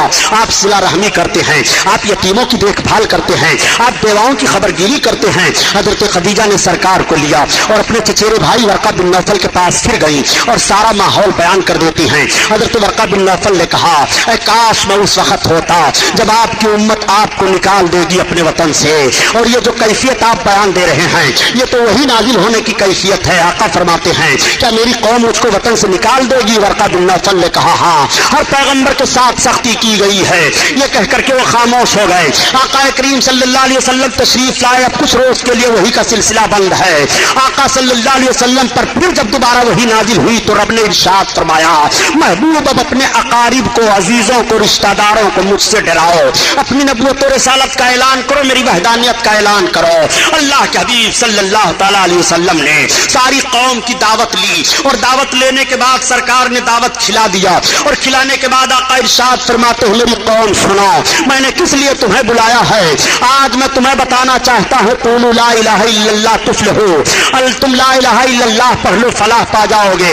मैं अल्लाह का रसूल हूँ। इस ऐलान का फरमाना था कि सारी कौम के लोग चले जा रहे हैं और कह रहे हैं, ये बात समझ में नहीं आ रही है कि मोहम्मद क्या कह रहे हैं, हम इस बात को समझ नहीं पा रहे हैं। मेरे सरकार ने फिर दोबारा दावत ली और दावत लेने के बाद पूरी कौम को दावत पेश की और दावत पेश करने के बाद इरशाद फरमाया, ये कौम क्या तुम्हें मालूम है मैंने किस लिए बुलाया है? कौम ने कहा, किस लिए बुलाए हो? आपने फरमाया, कुलू ला इलाहा इल्लल्लाह तुफ्लिहू इन्नी रसूलुल्लाह, तुम सबके सब कलमे तैयबा पढ़ लो, मैं अल्लाह का रसूल हूँ, फलाह पा जाओगे। ये ऐलान करना था कि कौम फिर भाग रही है। अल्लाह के हबीब सल्लल्लाहु तआला अलैहि वसल्लम ऐलान कर रहे हैं मगर कौम नहीं सुन रही है। मेरे सरकार ऐलान फरमा रहे हैं मगर कौम तवज्जो नहीं दे रही है।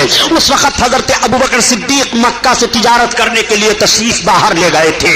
आपको रईस मक्का कहा जाता है। वो बाहर जा रहे थे और शाम के करीब पहुंचे। शाम हो गई थी, एक झाड़ियां पड़ी, उन झाड़ियों में एक गिरजा घर पड़ा। उस गिरजा घर के करीब आपने अपने गुलाम से फरमाया कि जाओ पूछ लो, तिजारत का सामान रात का वक्त हो गया है, वहां रख दिया जाए और ये पूरा तिजारती काफिला यहीं आराम कर ले। जब आपका गुलाम जाता है और जाने के बाद राहिब के गुलाम से मिलता है तो राहिब के गुलाम ने कहा, नहीं, हम इजाजत नहीं दे सकते हैं। अगर तुम इजाजत लेना चाहते हो तिजारत के सामान को रखने के लिए तो चलो हमारे आका के पास। राहिब के पास खादिम आपका पहुंच जाता है गुलाम और उसने जाकर के बताया। राहिब ने कहा, किस मक्का से तुम आए हो? जो खजूरों के झुमट में आबाद है। हाँ हाँ, जो दो पहाड़ियों के दरमियान में है। हाँ, किस मक्का से तुम आए हो? वही मक्का जिस मक्का में जमजम है। हाँ, उसी मक्का से तुम आए हो।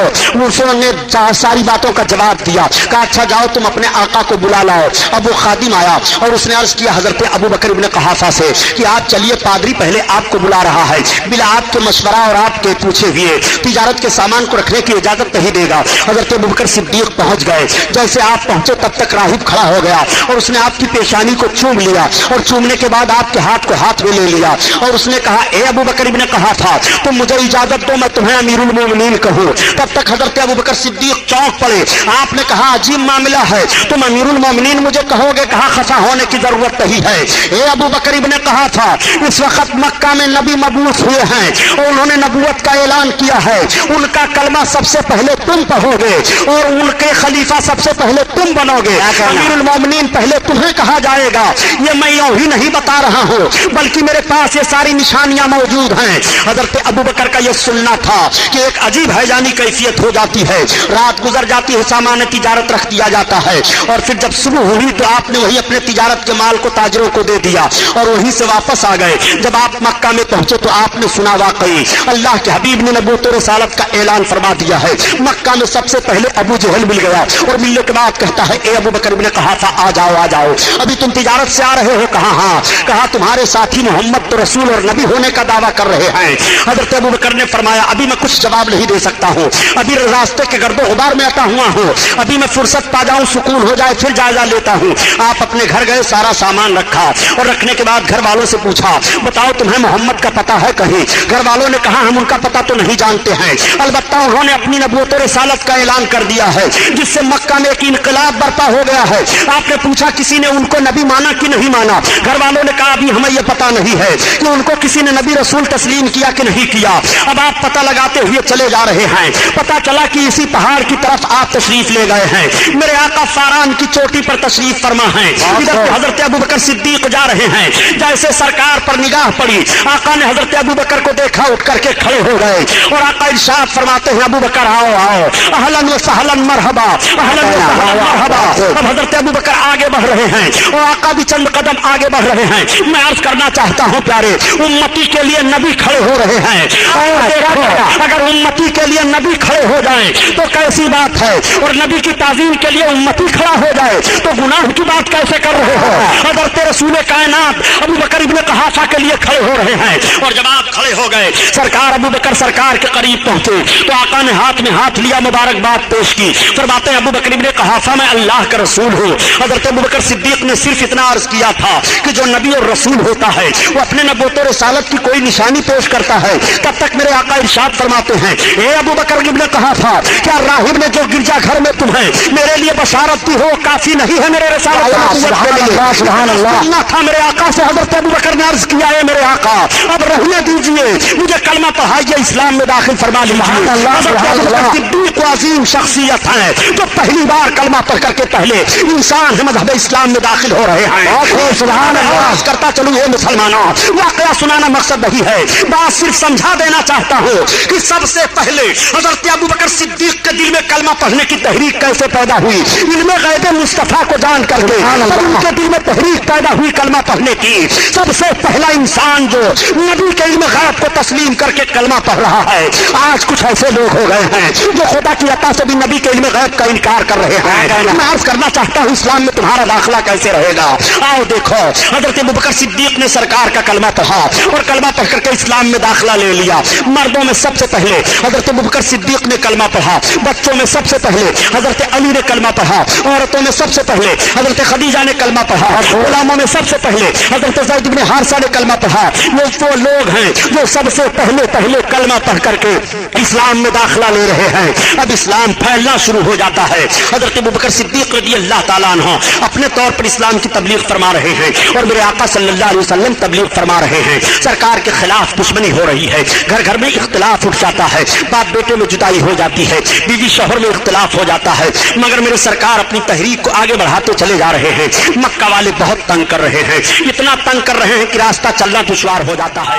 बाजारों में अबू लहब, अबू जहल, ये शकीउल कल्ब मरदूद लोग घूमा करते थे और लोगों से कहा करते थे, ए लोगों, मोहम्मद की बात ना सुनो, अगर इनकी बात सुनोगे तो अपने दीन से हट जाओगे, ये ऐलान किया करते थे। मगर मेरे सरकार भी रिसालत का पैगाम पहुंचाया करते थे। एक रोज मेरे सरकार आबादी से बाहर तशरीफ ले गए हैं। आकाए करीम बाहर तबलीग फरमा करके आ रहे हैं। शाम हो रही है कि रास्ते में एक बूढ़ी औरत आ रही थी। उसका बोझ बाज वजनी था। वो कभी अपने बोझ को लेकर के चलती, कभी रख देती, फिर कभी लेकर के चलती, कभी रख देती। तब तक मेरे सरकार करीब पहुंच गए। आपने पूछा, बूढ़ी खातून कहां जाओगे?